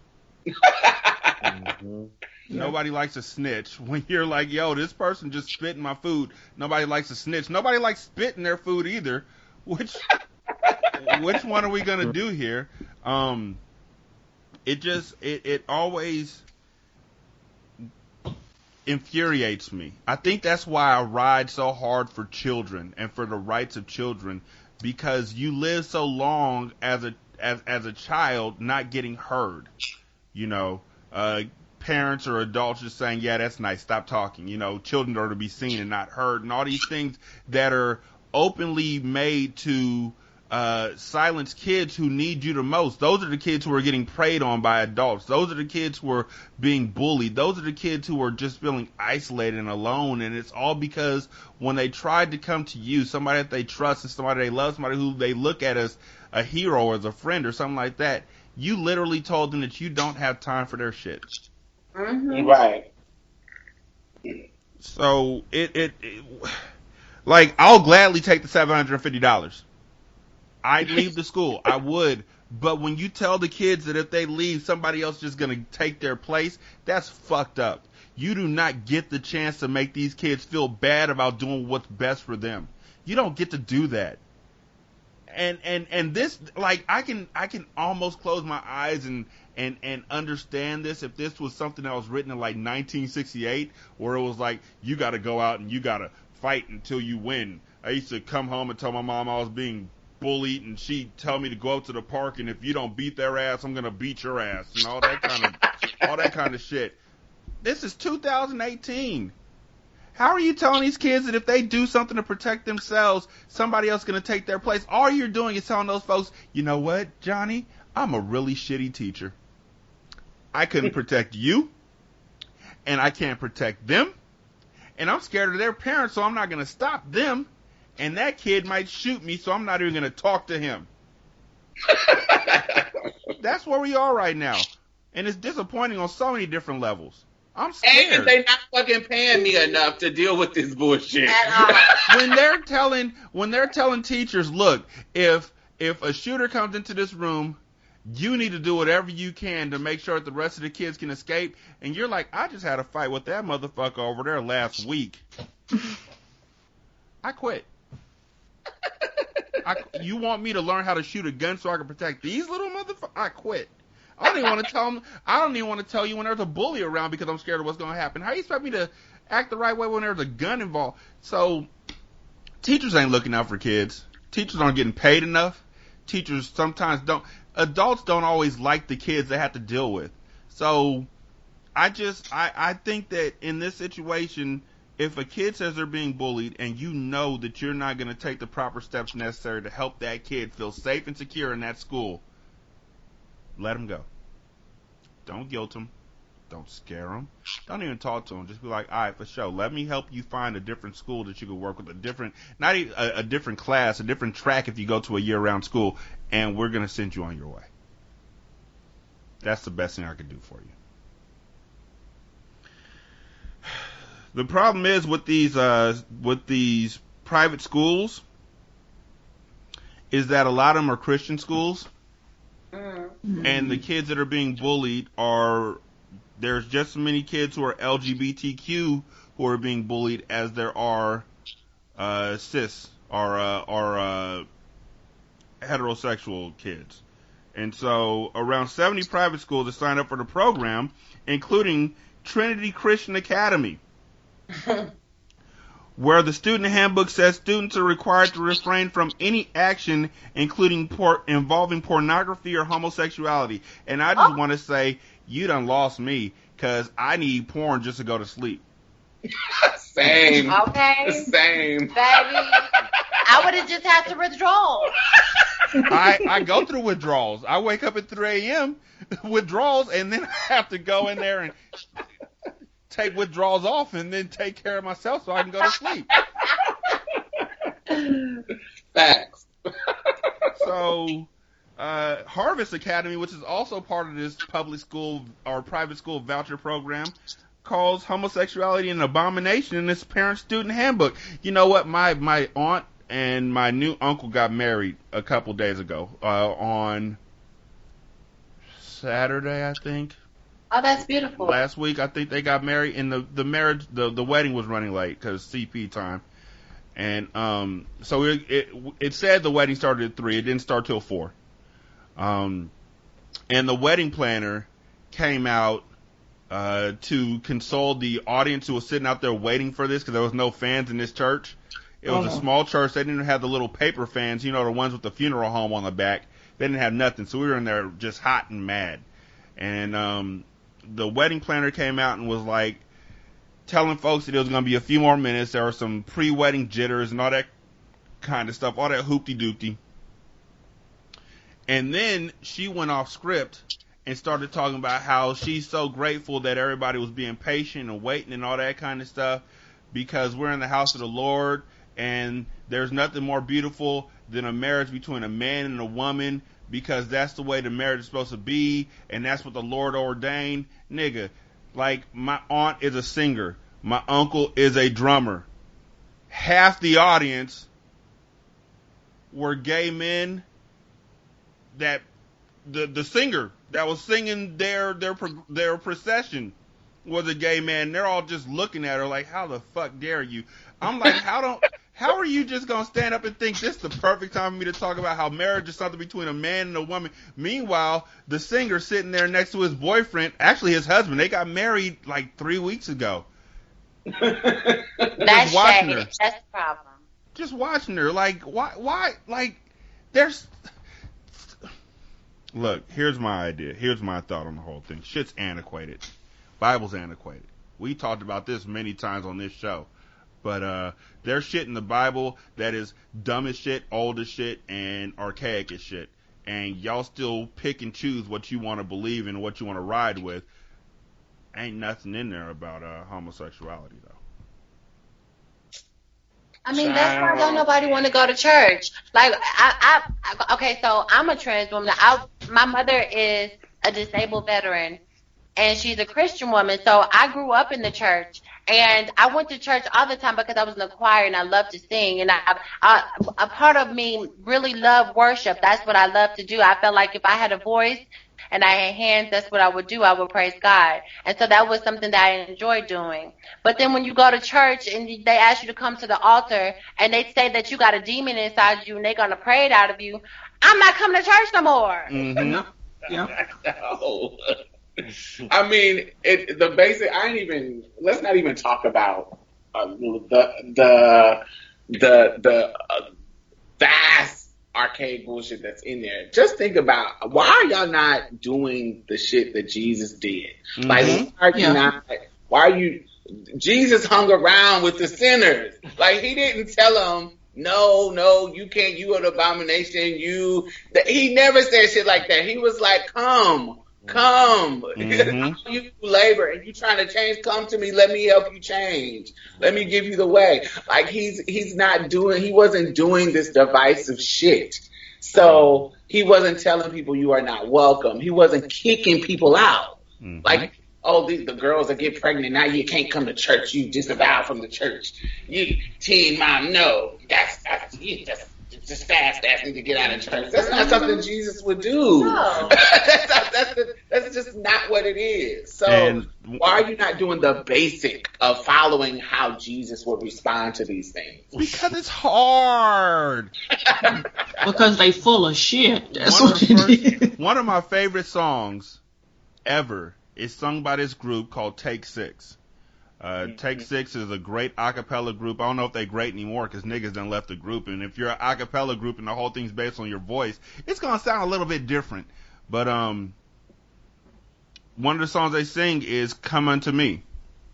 And it's one of my favorite Bible verses because it really just sits there. It really expresses and explains why I feel like Christians and the church as a whole are just on the wrong path. And I tell this to folks all the time, like on Facebook, and we'll have a nice little chat about it. Like, y'all Christians are full of shit, because what the song says is quite simply, come unto me, all ye who labor, and I will give you rest.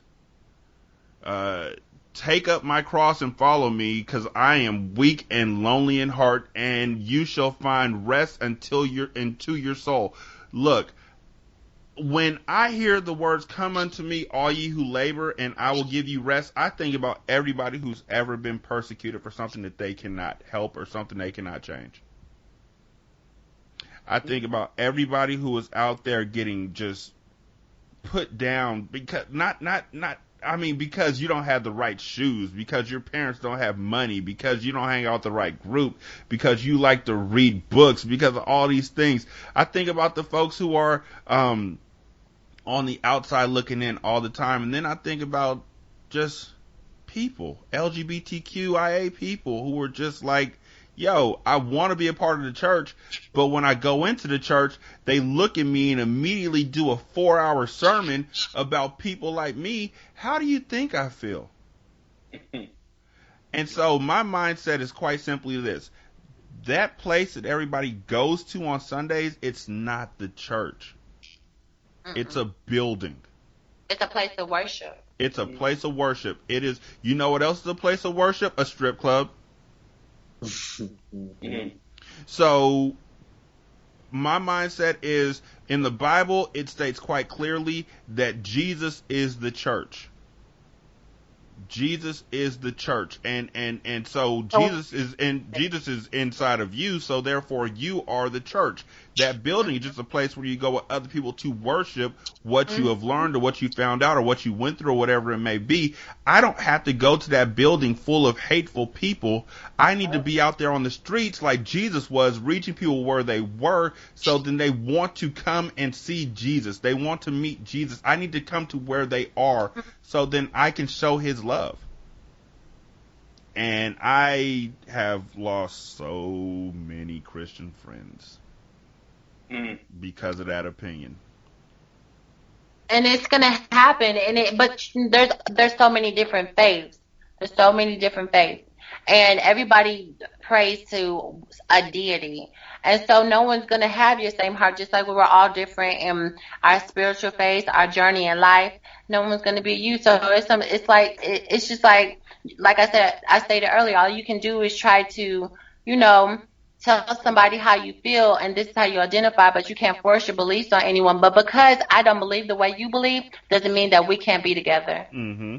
Be friends, or we can't come and have similarities in our humanity. Mm-hmm. Like, I can be a Buddhist, I can be a Muslim, and still love you because you are a human. You don't have to agree with everything that I do or that I say. And even in Christianity, it's like Jesus protected the sinners. Like with Mary Magdalene, when they was about to stone the prostitute. Like, this is a really, really popular story in the Bible. Jezebel. When they were about to stone the prostitute, and he was like, let whoever has not sinned cast the first stone. Like, he was protecting the sinner. Mm-hmm. He was protecting them from persecution of the people who were judging her because of her sin. Yes. Like, why are you not doing that? Why are you not protecting the sinner? Why are you casting them away? You are being the people who Jesus was protecting her from. Mm-hmm. You are being those people. So why are you doing that? And why are you not seeing the connection and the analogy with who you are in that story and who you are not, when you're supposed to be trying to be Christ-like? Like, I never get it. I'm not a Christian, but what are you? I grew up in the church. No, but where are you now? Oh, I practice Orisha worship. I practice E5. So Christian, it's so interesting to me when, like, you're not even, you're judging people and you're put yourself on this pedestal, but you're not even doing the basic Jesus stuff. You're not doing the basic, I want to be Christ-like stuff, and you're not even seeing it. So what for? What for? What's the point? Exactly. Last story, I promise. Scout's honor. Maybe. I can't lie.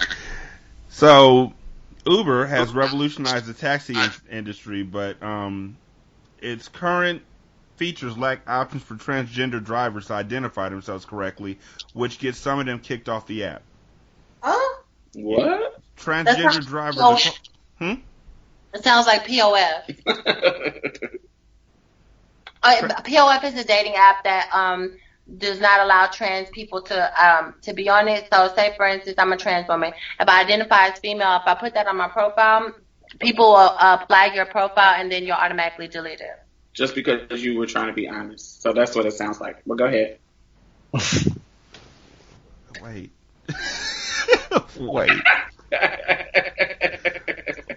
Oh, sound okay. Transgender drivers from across the country are finding their accounts either temporarily or permanently suspended due to an Uber security feature that requires drivers to take a selfie to verify their identity. If the photo doesn't come back as a match to other photos on file, it'll get flagged. What? That's so shady. Mm-hmm. Yep. It's called Real-Time ID Check, and it was rolled out in September 2016 to protect both riders and drivers. Occasionally, drivers will be prompted to pull over and take a selfie. That photo was then compared to the driver's photo on file. Using technology from Microsoft, by the way, so be careful what you do with those Xboxes with the cameras on it. If the photo isn't a match, the driver's account is temporarily suspended while Uber looks into the situation. What? That is crazy. This is Uber? Mm-hmm. That is shade.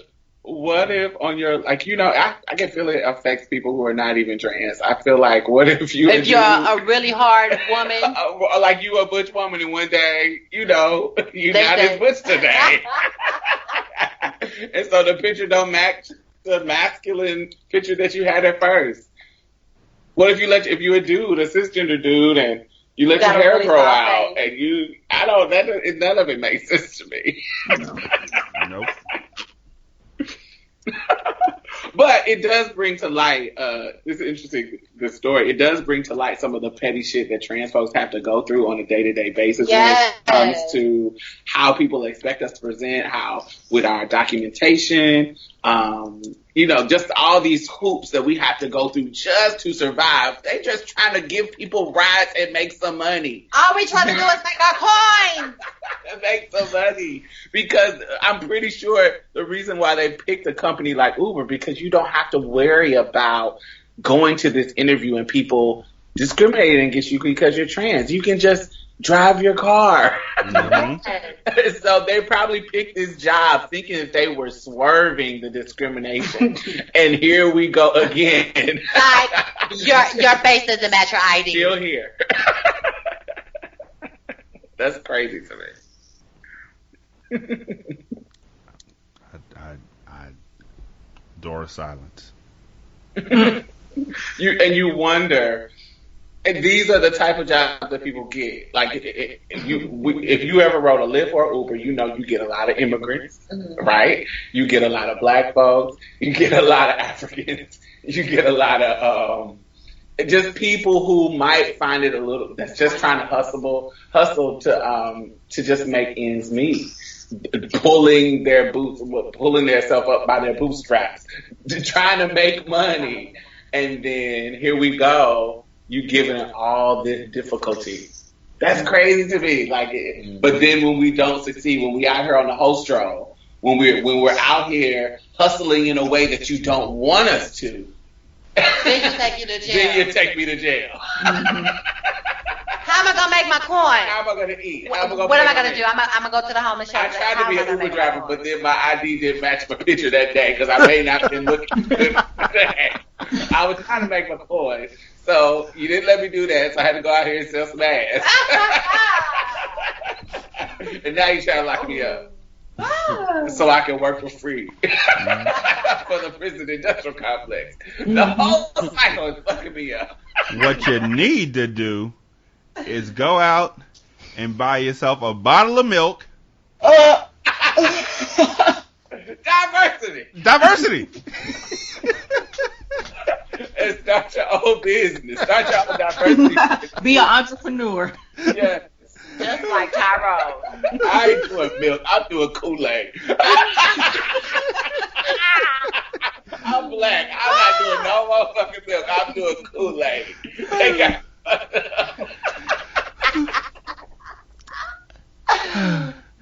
Diamond, Mia, Z, we thank y'all so much for being on the show. Y'all are always welcome back. Please go ahead and do your shout outs and let them know where they can find your show out again. The floor is yours. Alrighty, so you can find us on all social media platforms from Twitter, Instagram. Our podcast is on SoundCloud, iTunes, Google Play, all the major podcast platforms. We are on there. Yeah, and you can check us out. We love you. We post an episode every Thursday. So. Hashtag Marsha's Play. Yep. And if you want to join in the conversation that we had here or that we have on our show, you can always hashtag Marsha's Play. And we're doing a new thing now. So if you hashtag Marsha's Play with your opinion, we'll choose your opinion and we'll talk about it on the show after hours. See? You've been quiet this whole time. Yeah, you haven't said nothing. He really is dedicated to giving us space to speak as women. I'm kind of pissed off. He ain't saying shit. Honestly, he was like, I feel very strongly about making sure the black women and black trans women are heard, and then he just shut the fuck up for the rest of the show. Honestly, I mostly like to talk about trans stuff because I feel like it's important to me. That's just what it is right now, my mindset, honestly. So I let y'all have it. So yes, find us on Marsha's Play anywhere, and we want to thank y'all for having us on the show. We really appreciate it. We really do, because I think it's important, especially on any platform, to share different perspectives, to change, to make people think, wow, that's actually something that I never thought about. Absolutely. Z, you got any shout outs?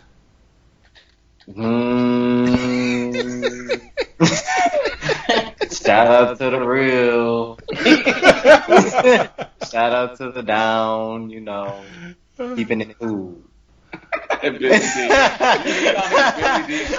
Orlando Carlisian sounding asshole, nigga. Yeah. Shout out to all the real ones. Shout out to all the children. This is Billy D. Williams saying, drink that Colt 45. And your chocolate milk. Diversity. Right. Shantae? Oh, man, shout out to Diamond and Mia and Z being on the show tonight. It's been a great time, and I appreciate y'all being able to come on and sharing your perspectives with us. I feel like everybody who's going to listen to it is going to appreciate it as well. And shout out to everybody, who fucks with the show and continues to fuck with Single Simulcast. Yes. And I just want to say, as I do, I feel like this is starting to get like people are saying it along with me, which is good. Just make sure you're saying it out loud. We're here if y'all need to talk. There are many times that you may feel like you're just walking by yourself, and I want you to know that as long as we have a medium, as long as we have a voice, as long as we have an opportunity, you are not alone. You can inbox us, you can DM us, you can email us, you can give us a call. And look, I know that it is really hard for somebody with clinical depression to say, this is how I'm feeling right now, somebody help me. So as somebody with seasonal depression that really is 3 out of 4 of the seasons. I just come out in the summer and I'm like, hey, let me get all this stuff done right now while I'm still feeling up to it. I feel that. And I respect that and I honor you. I'm here for you in any way I can. We're here for you in any way that we can. This world can be a very cold, lonely place. And sometimes it doesn't take much. So if you ever feel like reaching out, we appreciate that. If you feel like you're just hanging on, we respect that and we honor that and we appreciate you continuing to hang on. But it's okay to rest too. Do what's best for you. We love y'all. We're grateful for each and every one of you. Thank you for sharing the show. Thank you for talking about the show. Thank you for talking to us. If you have any questions or concerns, Shantae's always on Twitter. I can't even front. I'm on there sporadically. But I'm always on Facebook. So you can find us in either place. But yeah, this is Single Simulcast, episode 311. And we will talk to y'all later. Y'all be good. Peace. Diversity. Bye. This is Single Simulcast. Don't know by now that you slip.